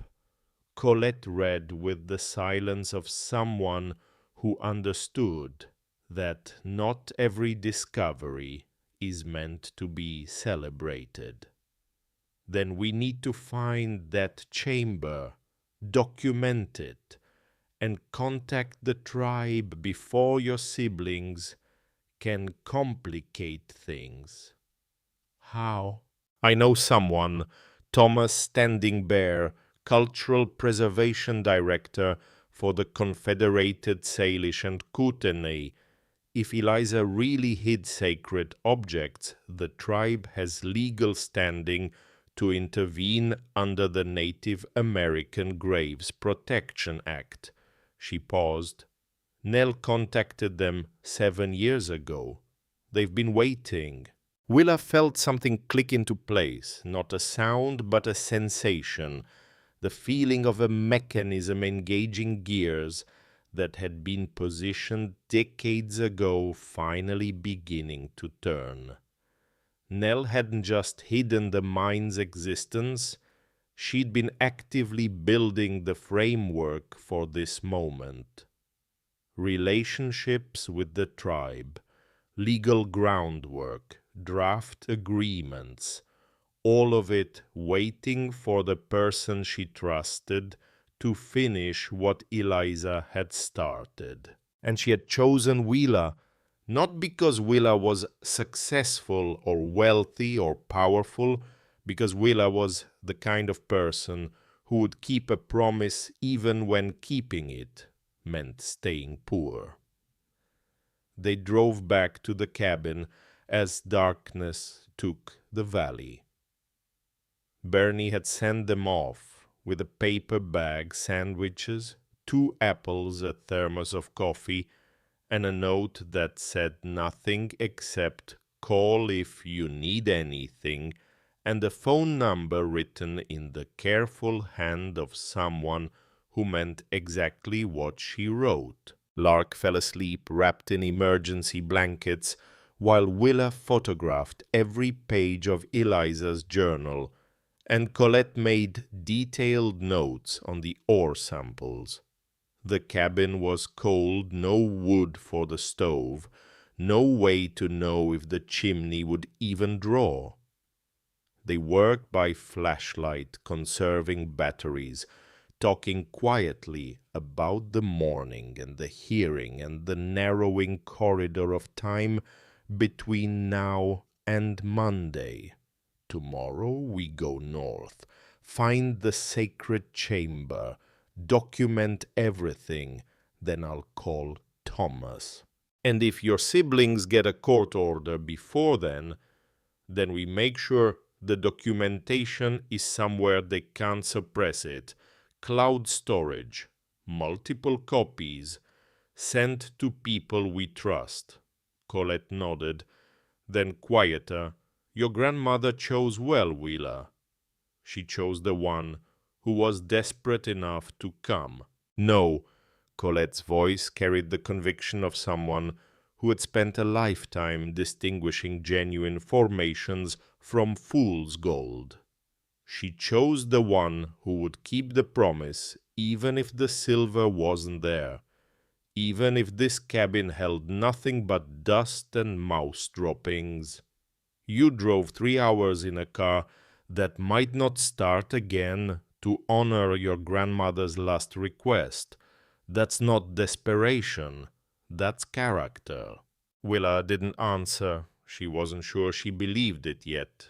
Character felt like a word for people who could afford it, people with heated homes and stocked refrigerators, and the luxury of choosing principle over survival. but the watch ticked in her pocket, steady as it had been for 158 years, and its rhythm said something she couldn't quite translate, but could feel in her chest like a second heartbeat, slower and older and more patient than her own. The exploration of the northern tunnel took most of the following morning. Willa led Lark behind her Colette, bringing up the rear with the methodical pace of someone who had learned that underground speed was the enemy of survival. The passage narrowed as they progressed, the ceiling dropped, temperature fell with each step until their breath became clouds in the flashlight beams, small ghosts forming and dissolving in the space between one footfall and the next. After 200 feet, the tunnel opened into a natural cavern. Stalactites hung from the ceiling, millennia of mineral patience made visible. Water pooled in low spots, creating mirrors that doubled their lights and made the chamber feel inhabited by their own reflections.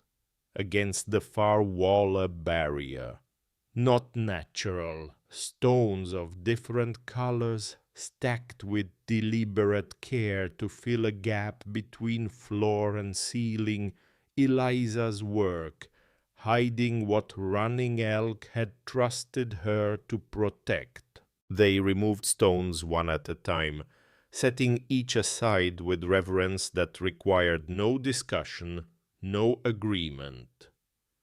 Some actions carry their own instructions.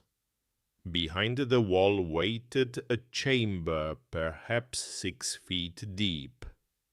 Wooden crates and woven baskets dried despite the cavern's moisture, shielded by stone that had kept weather and time and human greed at a distance for over a century. Willa reached for the nearest basket. The woven material felt impossibly fragile under her fingers. She lifted the lid. Pottery fragments, each piece decorated with geometric patterns, black against red clay designs that told stories in a language Willa couldn't read but could feel the weight of. Colette knelt beside her, and the sound that left the older woman was not professional assessment, but something closer to prayer. 200 years old, maybe older, Salish ceremonial work. I've seen photographs in archives, never originals. They opened more containers, beaded items with patterns that carried meaning beyond decoration. Tools carved from bone and stone with precision that honored both material and purpose. In a small wooden box wrapped in cloth so old it nearly dissolved at touch were 3 pages torn from Eliza's journal, the most important entries separated and hidden here, where they would be found only by someone who had followed the map, kept the faith, descended into darkness with the intention of honoring what they found rather than selling it. Willa read them aloud. Her voice shook, but did not break. Running Elk doesn't condemn my mining. He says the earth gives what it gives. But he asked me to make a promise. If I profit from this silver, I protect what his people left here. I gave my word. It's the least I can offer. And on the final page in handwriting that pressed harder into paper, as though the pen needed the resistance of the page to hold the weight of what it was recording. I've hidden everything Running Elk showed me behind a wall that looks natural. His people will reclaim it when time is right. I've also hidden my best silver samples. If greedy men come, they'll find enough in obvious places to satisfy their hunger, but the real treasure, both sacred objects and finest ore, stays safe behind stone. Let these pages testify. I broke no law, I harmed no one, and I kept my word to a friend. If I die here, may the daughters of my blood, who come after, honor what I've protected. Colette photographed everything, while Willa sat with the pages in her hands and understood fully and finally what Nell had entrusted to her. Not wealth, not property, not even the mine with its $30 million sleeping in veins of wire silver, but a covenant between two people the world had pushed to its margins, a Scottish immigrant woman and a Salish elder who had found in each other something worth more than any metal pulled from stone. We contact Thomas today, before the hearing. The drive to the tribal headquarters took 3 hours.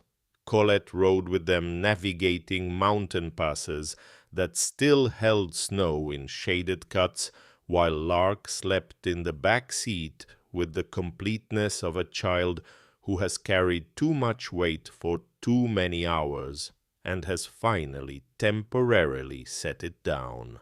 Thomas Standing Bear met them in an office whose walls held maps of ancestral territories, photographs of ceremonies, documentation of a people's refusal to disappear despite everything that had tried to erase them. He was 55, gray, threading through dark-hair eyes that assessed before offering trust the careful attention of someone responsible for protecting things that could not protect themselves. Ashford, Nell Ashford's granddaughter. His voice held the recognition of someone receiving news they had been waiting for. We've been hoping. 7 years now. He listened, examined photographs, called 2 elders into his office. The older men studied the images with hands that trembled, passing photographs back and forth while speaking in rapid Salish that Willa couldn't follow. One elder looked up with moisture in his eyes and spoke to Thomas. He says these belong to his great-great-grandmother. She spoke of a sacred chamber. The location was lost 5 generations ago. Thomas turned to Willa. This is a homecoming. Willa showed him the draft agreement from Nell's files. Sacred chambers and artifacts returned to tribal stewardship, mineral rights retained by the Ashford family, 10% of mining proceeds to the Tribal Cultural Preservation Fund. Only 10%, Willa heard herself ask. That seems low. Thomas smiled the way people smile when someone confirms what they'd hoped was true about them. Nell insisted. She said the silver was yours. The sacred objects were ours. Fair exchange. We'll file intervention papers today, he continued. Emergency motion. Judge will have to consider tribal interest before ruling on seizure. One of the elders spoke again, looking directly at Willa and Lark. Thomas translated. He says you have the look. Mountain people look. Eliza Stonecroft strength. Blood remembers what paper forgets. Willa felt the word rearrange itself in her chest. Family, the word Prentice had weaponized and Vivian had leveraged and David had discarded, but here it meant something different. It meant covenant. It meant the choice to honor what mattered beyond self-interest. It meant standing in an office surrounded by the evidence of a people's endurance and being told that the strength in your face came from a woman who had kept her word for 51 years in a cabin on a mountain alone. Because some promises don't require witnesses to remain binding. That night, the last night before the hearing, Willa sat alone on the cabin's restored porch step while Lark slept inside and Colette dozed near the cold stove. The Montana sky held more stars than Willa had ever seen in Denver, so many that the darkness between them seemed like the exception rather than the rule, as if the default state of the universe was light and darkness was just the space it hadn't reached yet. She held Eliza's journal open to the last entry she'd found written in a hand that had grown unsteady with age, but not with doubt. Your word is your wealth. Everything else is just metal in the ground. I have kept my word to Running Elk for 51 years. I will keep it until I die. And if my blood daughters find this journal, I pray they understand the mountain doesn't care who owns it. The silver doesn't care who sells it. But a promise cares who keeps it. A promise remembers. Willa closed the journal, pulled the pocket watch from her jacket, held it to her ear, and listened to the ticking 158 years of steady rhythm, each second a small declaration that time was passing and promises were holding, and somewhere in the machinery of the universe the things that mattered were still being counted. Tomorrow she would walk into a courtroom in clothes from the Target clearance rack and face her brother's lawyers and a sister's precision and the full financial weight of people who believed that money could reshape any outcome. Tomorrow she might lose the property, might lose access to the mine, the sacred chamber, everything Eliza and Nell had spent their lives protecting, might lose Lark. That last thought, the thought of Lark, opened something in Willa's chest that she had kept sealed for 7 months through sheer force of will. Not tears exactly, something deeper, the sound a structure makes when it has held weight for so long that the holding itself has become a form of damage, and the only way to survive is to let some of it go. She pressed her face into her hands and let it come. Not sobbing, not the dramatic grief of movies and novels. Just the quiet, exhausted weeping of a woman who had been strong for 214 nights and needed for the space of a few minutes on a porch step in Montana to not be strong, to be exactly as frightened and uncertain and overwhelmed as she actually was. The watch ticked in her lap, the stars burned overhead, and somewhere in the cabin behind her, Lark breathed the steady breath of a child who trusted her mother to figure this out, to find the floor beneath the falling, to keep the promises that mattered, even when keeping them cost everything she had left to give. Willa wiped her face, straightened her back, picked up the watch and held it until the ticking synchronized with her own pulse, 2 rhythms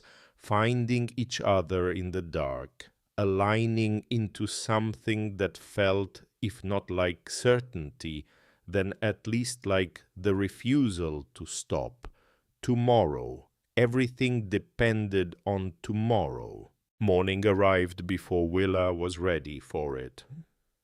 But morning has never waited for readiness, and the particular light that fills a Montana valley in late February, thin, sharp, carrying the cold in its color, the way glass carries the memory of sand, does not ask permission before it enters.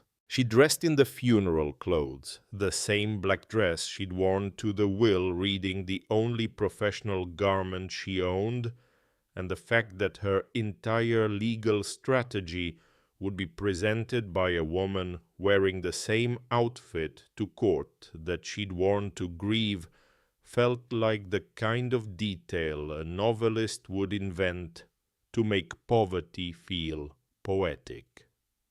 It wasn't poetic. It was Tuesday, and she had one dress. Lark wore her school uniform. They drove to the courthouse in Colette's pickup because the Honda's check engine light had escalated overnight from orange suggestion to red demand, and Willa could not afford the risk of breaking down between the mountain and the only morning that mattered. Colton Braddock met them on the courthouse steps. 62 years old, weathered the way Montana weathers everything slowly, honestly, without apology. He'd reviewed the case over the weekend, filed responses, made phone calls to people whose names Willa didn't recognize, but whose involvement Colton assured her would matter. He'd charged her nothing. When she'd protested, he'd said only that Nell had done him a kindness once, years ago, and that debts of that nature don't expire. The courtroom occupied the third floor of a building that smelled of floor wax and old radiators, and the particular tension that accumulates in rooms where lives are decided by people in robes. Judge Martha Morrison presided, mid-60s, silver hair, cropped close face, assembled from decades of hearing every excuse and argument twice, and finding neither impressive. She surveyed the room with the economy of someone who valued time above all other currencies. Prentice and Vivian sat with their attorney, Stanley Richter, at the plaintiff's table. $3,000 suits. The coordinated confidence of people who had purchased certainty and expected delivery. Richter kept glancing toward the gallery where Thomas Standing Bear and two tribal elders had taken seats in the second row. Their presence was a variable he hadn't budgeted for, and it showed in the way his pen tapped the table. Not nerves exactly, but the recalculation of someone whose equation had just acquired new terms. Judge Morrison called the room to order. Will contest. Plaintiffs allege diminished capacity and undue influence. Defendant responds that the will was properly executed. Additionally, we have an emergency intervention motion from the Confederated Salish and Kootenai Tribal Council. She looked at Richter. Proceed. Richter's opening carried polish. The will was irrational, one grandchild receiving essentially nothing, while siblings received millions. This pattern suggested cognitive impairment. Furthermore, the defendant's current homelessness raised serious questions about her fitness to manage property, and he added with the careful emphasis of someone placing a knife about whether she had manipulated an elderly woman through increased contact during a period of mental decline. Colton's response was quieter. It carried less polish and more weight. The evidence would demonstrate that Nell Ashford possessed full mental capacity at the time of the will's execution. Medical records, attorney testimony, and a video testament recorded 2 weeks before death would confirm that Nell understood precisely what she was doing and why. The mountain property, far from being a worthless consolation, represented an inheritance of extraordinary value, but one that required specific qualities to manage. Qualities Nell believed only Willa possessed. Vivian took the stand first. She described Nell's supposed confusion in her final months with clinical detachment, repeated stories, forgotten names, moments of disorientation. Her presentation was professional enough to be admirable and cold enough to be troubling the testimony of someone who had visited her grandmother 5 or 6 times in 24 months and felt qualified to diagnose what those visits revealed. Colton's cross-examination was brief. 5 visits in 2 years. And from this limited contact you claim expertise regarding your grandmother's mental state.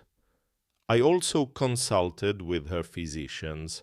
Did any physician diagnose dementia or cognitive impairment? Not formally, but so your claim rests on your interpretation during occasional visits, not medical diagnosis. Vivian's composure fractured, not broke fractured, the hairline crack that appears in a surface before the surface knows it's compromised. My grandmother left my sister $5. That is not the act of a rational mind. Colton introduced medical records, cognitive tests showing normal function, neurological examinations confirming no impairment, doctor's notes describing a patient who was alert-oriented and fully competent to execute legal documents. The records stacked on the bench like bricks, each one sealing another gap in the wall Richter was trying to build. Prentice testified next. He focused on Willa's homelessness as evidence of poor judgment, the reasoning of someone who believed that financial failure was a character flaw rather than a circumstance. She's living in her car with a 9-year-old. That's not someone capable of managing a multi-million-dollar property. Colton's cross was surgical. When did you learn your sister was homeless? A few months ago, her ex-husband mentioned it. What did you do to help? Prentice shifted in his chair. I offered advice, financial assistance, a place to stay, a meal. She didn't ask. Did she need to ask? Colton let the question fill the room. She's your sister. She and your 9-year-old niece were sleeping in a car. Did she need to submit a formal request for you to notice? Prentice opened his mouth, closed it, opened it again. I have my own obligations, including a Tesla, a penthouse, and season tickets to the Avalanche, but not including a phone call to your homeless sister and niece. The words landed in the courtroom the way stones land in still water, the initial impact sharp and visible, the ripples spreading outward until they reached every wall. Colton called his witnesses. Colette testified about Nell's mental acuity across 15 years of professional interaction, sharp, deliberate, consistent. Bernie Cope described Nell's methodical visits, to Garnet Hollow, the careful planning, the purposeful supply purchases that suggested a woman executing a strategy, not wandering in confusion.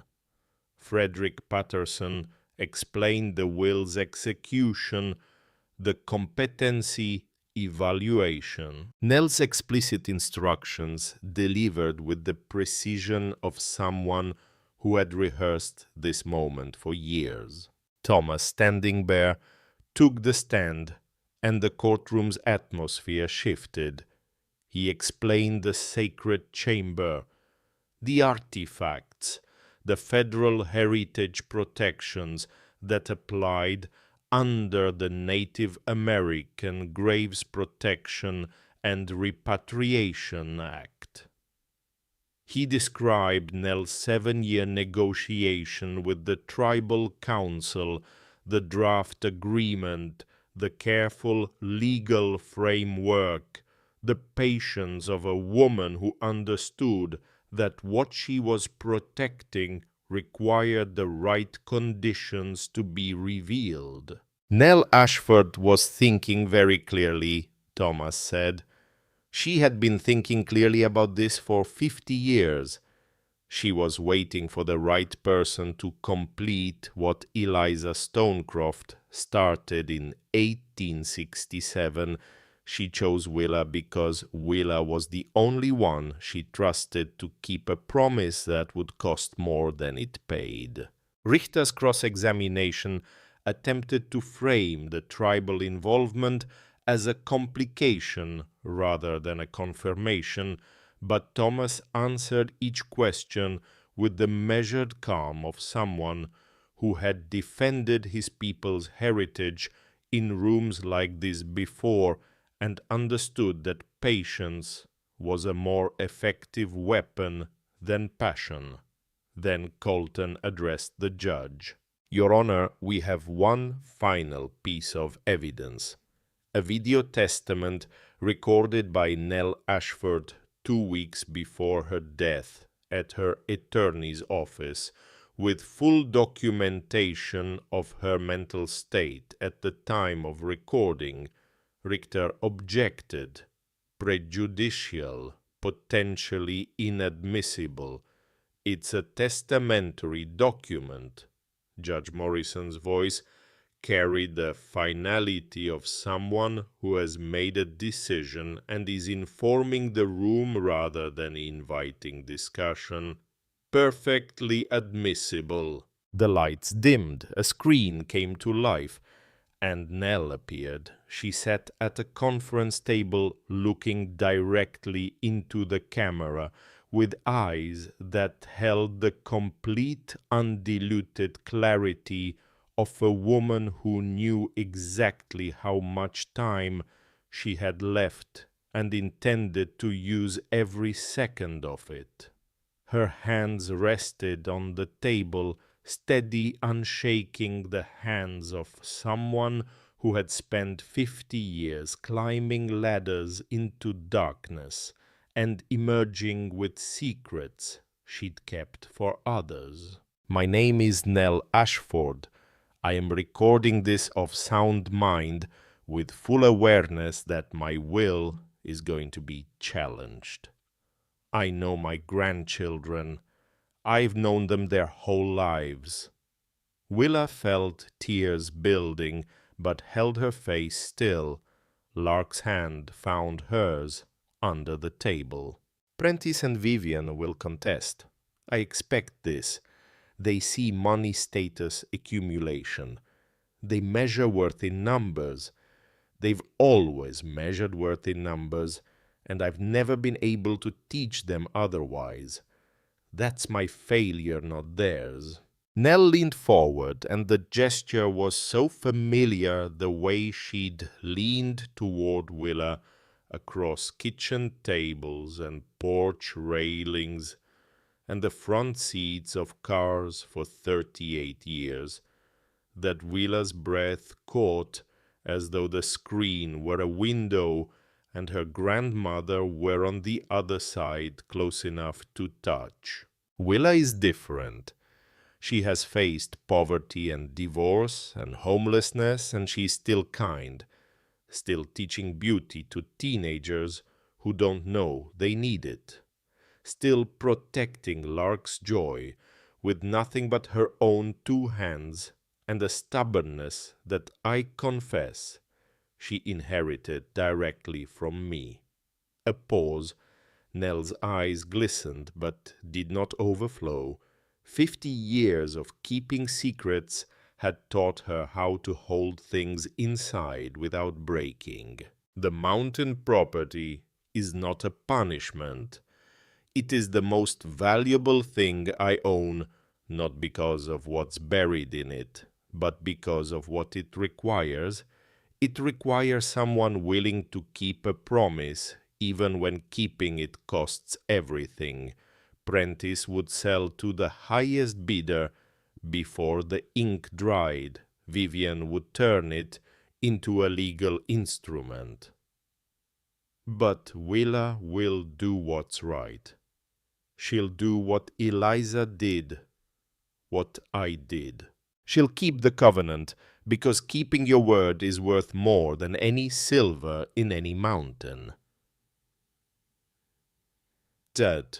Nell straightened in her chair. Her voice gained the weight of someone delivering final instructions, not a request, not a hope, but a charge. I didn't leave Willa $5 because I loved her less. I left her the mountain because I loved her most, and I trusted her most. Stand firm, Willa. I am proud of you. I have always been proudest of you. The screen went dark. The courtroom held its silence, the way a vessel holds water completely with no space for anything else. Judge Morrison sat without moving for a long time. Then she looked at Prentice and Vivian, and what lived in her expression was not anger or sympathy, but the particular clarity of someone who has seen through a performance to the machinery behind it. I've heard sufficient testimony. The will contest is denied. She spoke without consulting notes, as though the decision had been forming throughout the proceedings, and the video had simply provided the final weight needed to bring it to the surface. Medical evidence overwhelmingly supports Nell Ashford's mental capacity. Her video testament demonstrates not confusion, but exceptional foresight. She anticipated this exact challenge, which itself constitutes powerful evidence of clarity. Furthermore, federal heritage protections apply to the property. The sacred sites documented by the tribal council require specific management that division would violate. Her gaze settled on Prentice and Vivian with the steadiness of someone who has earned the right to say difficult things to powerful people. Your grandmother understood your characters with remarkable precision. You received substantial inheritances, more than enough for comfortable lives. Yet you're here attempting to take what she specifically entrusted to someone else, because you can't accept that she valued qualities you don't possess. The will stands as written. Willa Ashford is sole owner. Case dismissed with prejudice. Costs and attorney fees awarded to defendant. The gavel fell. The sound it made was small wood striking wood, but it traveled through Willa's body the way certain sounds travel through certain materials, finding resonance in places she hadn't known were waiting to vibrate. Thomas and the elders rose. Colette gripped Willa's shoulder. Colton gathered his papers with the quiet satisfaction of a man who had done his work and found it sufficient. Lark pressed her face against Willa's side and held on, and Willa held back, and for a moment the courtroom, with its radiator smell and floor wax and institutional lighting, became the most sacred space either of them had ever occupied. Outside in the corridor that smelled of coffee from a vending machine and the particular exhaustion of people who have been judged, Prentice caught up to Willa before she reached the stairs. He looked different, not smaller exactly, but less certain. The suit was the same, the watch was the same, the shoes still cost what Willa made in a week. But something behind his eyes had shifted, a foundation he'd believed was bedrock revealing itself to be sand. I watched that video 20 times last night. When Patterson sent us the copy, I couldn't stop. She knew exactly what we'd do. She predicted everything, the lawsuit, the custody threat, all of it, like she'd already watched us do it. Willa didn't speak. She waited. Some realizations need space to land, and interrupting them is a form of theft. Vivian and I are successful, rich, respected, but Grandma didn't trust us. His voice found a register Willa had never heard from him, not the confident baritone of boardrooms and negotiations, but something rawer, closer to the voice he'd had at 12 before he'd learned to perform certainty. She trusted you. That hurts more than losing the property. You could still be trustworthy. It's not a fixed condition. He looked at her. Really looked, not the quick assessment of the conference room or the aggressive evaluation of the dirt road. The kind of looking that requires vulnerability, which requires admitting that the person you're looking at might see something in you that you're not ready to see in yourself. I don't know how to be the person she saw in you. Start by showing up to Lark's birthday, October 15th, 2 o'clock. The apartment address will be on the invitation. No Tesla, no expensive gift. Just you. That's all she's ever needed from you. That's all any of us needed. He nodded, walked away, got into the elevator with Vivian, who carried her briefcase like a shield and her silence like a sentence.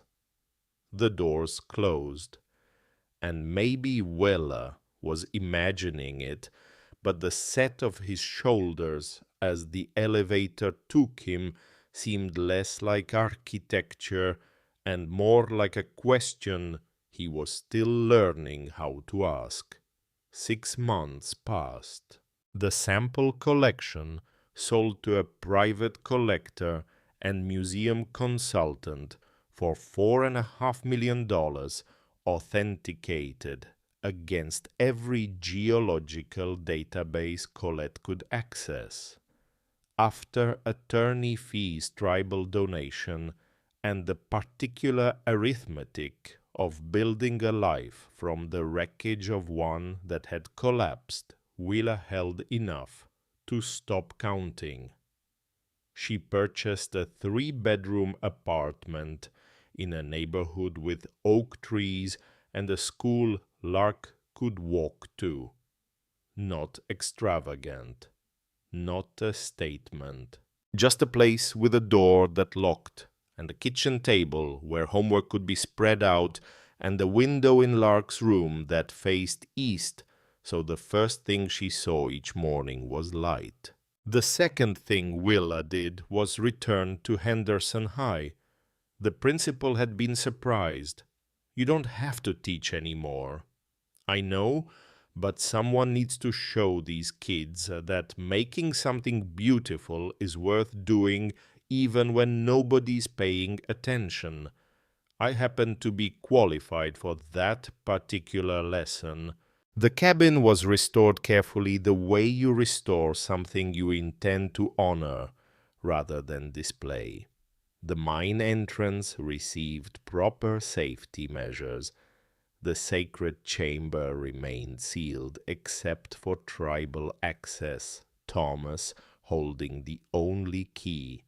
The agreement Nell had drafted was signed in an office that smelled of cedar and coffee, two signatures completing a circuit that had been open for 158 years. The dedication ceremony happened in September, aspens turning gold against evergreen darkness, the mountains holding that particular late afternoon light that makes everything it touches look like it's being remembered rather than seen.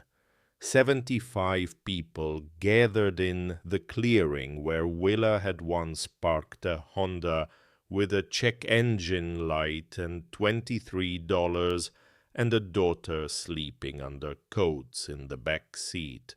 A bronze plaque was mounted near the cabin entrance. Eliza Stonecroft, Sacred Heritage Site. In honor of Eliza Stonecroft, 1845 to 1918, who built with her hands and kept her word. Nell Ashford, 1930 to 2024, who protected what was not hers to take. Willa Ashford, who chose honor over wealth. Protected by covenant, preserved for generations. Thomas spoke first. His voice carried across the clearing and into the trees and up the granite cliff face that had sheltered this place since before any of them existed. 3 generations of women teaching us that stewardship matters more than ownership. Eliza protected what belonged to our people. Nell continued that protection. Willa completed it. This is how promises should work across time, across cultures, across every barrier the world builds between people who should be standing together. Willa stood before the gathered crowd with Lark beside her. She'd written notes, but left them in her pocket. Some words need to arrive without preparation, carried by the moment rather than crafted in advance. I inherited this property homeless, living in my car. My siblings laughed because they measured wealth in dollars, and I came up short by every metric they recognized. She paused, the mountains waited. But Eliza taught me different. Nell trusted me with that lesson. Wealth is keeping your word when keeping it costs everything you have. Everything else is just metal in the ground. Lark stepped forward without being invited. The crowd shifted the way crowds shift when something unscripted enters a scripted space, a collective leaning forward, attention sharpening. Her voice carried the clarity of someone who had been practicing not in front of mirrors, but in parking lots and back seats and gym showers, and all the other places where children learn to be louder than their circumstances. Mom and I were homeless 7 months ago. We slept in our car. We washed our hair in a gym bathroom. I did homework by the dome light. She paused, not for effect, but because the next words were heavy, and she needed to find the right muscles to lift them. We could live in a mansion now. But that's not what great-great-great-grandma Eliza was protecting. She was protecting a promise. And promises don't live in mansions. They live in people, in the ones who keep them when it would be so much easier not to. Ati, she looked at Willa Willa looked back, and what passed between them required no language, because it had been built over 214 nights in a Honda Civic assembled from protein bars and braided hair and the stubborn daily refusal to let poverty become the most important fact about their lives. I'll teach my kids someday. That's what this family does. We keep promises. The ceremony ended with sage smoke rising into September sky, while elders sang prayers, older than the cabin, older than the mine, older than the particular arrangement of mountains and valleys that made this clearing feel like the center of something that had no edges. Prentice stood at the back of the gathering he'd driven up that morning alone. No Tesla, a rental sedan that suggested he'd been listening when Willa said, "Just show up." He stayed through the entire ceremony. Awkward, but present, which was more than anyone had expected, and exactly what Nell would have wanted. Later, as the last guest departed and sunset turned the peaks to colors that existed nowhere else, not in paint, not in photographs, not in any reproduction, only here, only now, only for the minutes the light chose to offer them, Willa and Lark sat on the cabin's restored porch. Colette had gone home. Bernie had pressed a jar of blackberry preserves into Willa's hands and said nothing, because some gifts are diminished by explanation. Thomas had embraced Willa at the trailhead with the particular warmth of someone welcoming a relative they'd been waiting to meet. The clearing was empty now, except for the two of them and the mountains, and the fading light, and the sound of wind through pine branches, the same sound Eliza had heard in 1867, the same sound Nell had heard every visit for 50 years, the same sound that would continue long after all of them were gone, carrying whatever it carried, keeping whatever it kept. "Tell me about Eliza again." Lark's voice was sleepy, but unwilling to surrender to sleep. Not yet, not while the light was still doing this. So Willa told the story the way Nell had told it to her, the way Nell's mother had told it to Nell, a chain of women passing forward, the knowledge that matters more than any document or deed or bank balance. She came here alone, 22 years old, Scottish, no money, no family, no one who believed she could build anything that would last. She cut logs with her own hands, raised walls, found silver in the mountain, and hid it because she knew the world would take it from her if the world found out. She met a man named Running Elk who trusted her with sacred things, and she spent 51 years keeping that trust. She died in this cabin in 1918, and nobody knew what she'd done except the people she'd done it for. Lark was quiet. The stars were emerging one at a time, the way they always emerge in places far enough from cities, not all at once, but individually, each one arriving as though it had been waiting for its specific moment. That's what strength looks like, baby. Not what Uncle Prentice built, not what Aunt Vivian achieved, what Eliza chose over and over every day for 51 years. The choosing is the thing. Willa reached into her jacket pocket and felt the watch, cool metal, familiar weight, the steady pulse of a mechanism that had been counting seconds since before anyone alive today drew their first breath. She held it between them.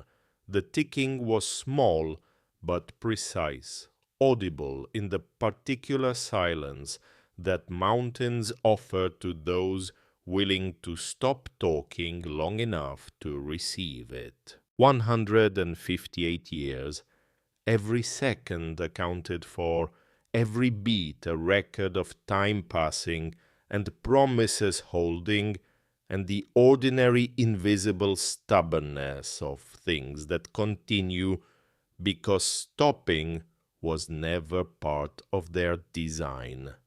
Lark leaned against her mother's shoulder. Her breathing was slowing the gradual descent toward sleep that children make the way water makes its way downhill naturally, inevitably, following the path that gravity and exhaustion have carved. Mom. Yeah, baby. We know who we are now, right?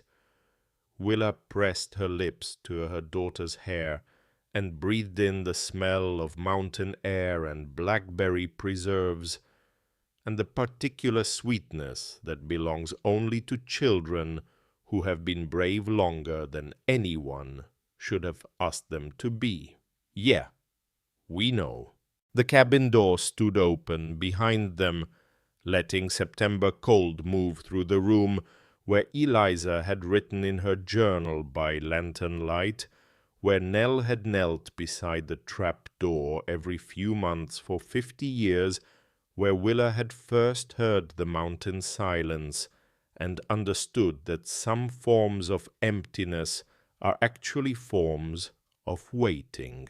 Above the doorframe, carved into wood, that Eliza had cut and placed with her own hands, letters that Willa had noticed until today, small, deliberate, half hidden by a century of weather, why your word is your wealth. The watch ticked, the stars multiplied, the mountains held their shapes against the darkening sky with the patience of things that have never needed to prove their permanence, because permanence is not something you prove, it is something you practice daily, quietly, in the decisions no one sees and the promises no one hears, and the small stubborn choice to keep going when keeping going costs more than stopping. Lark's breathing deepened into sleep.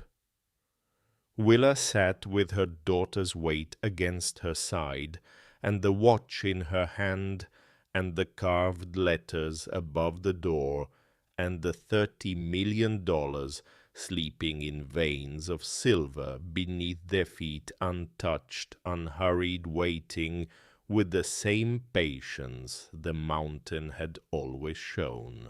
Not because the silver didn't matter, but because some things mattered more. And knowing which was which, that was the inheritance.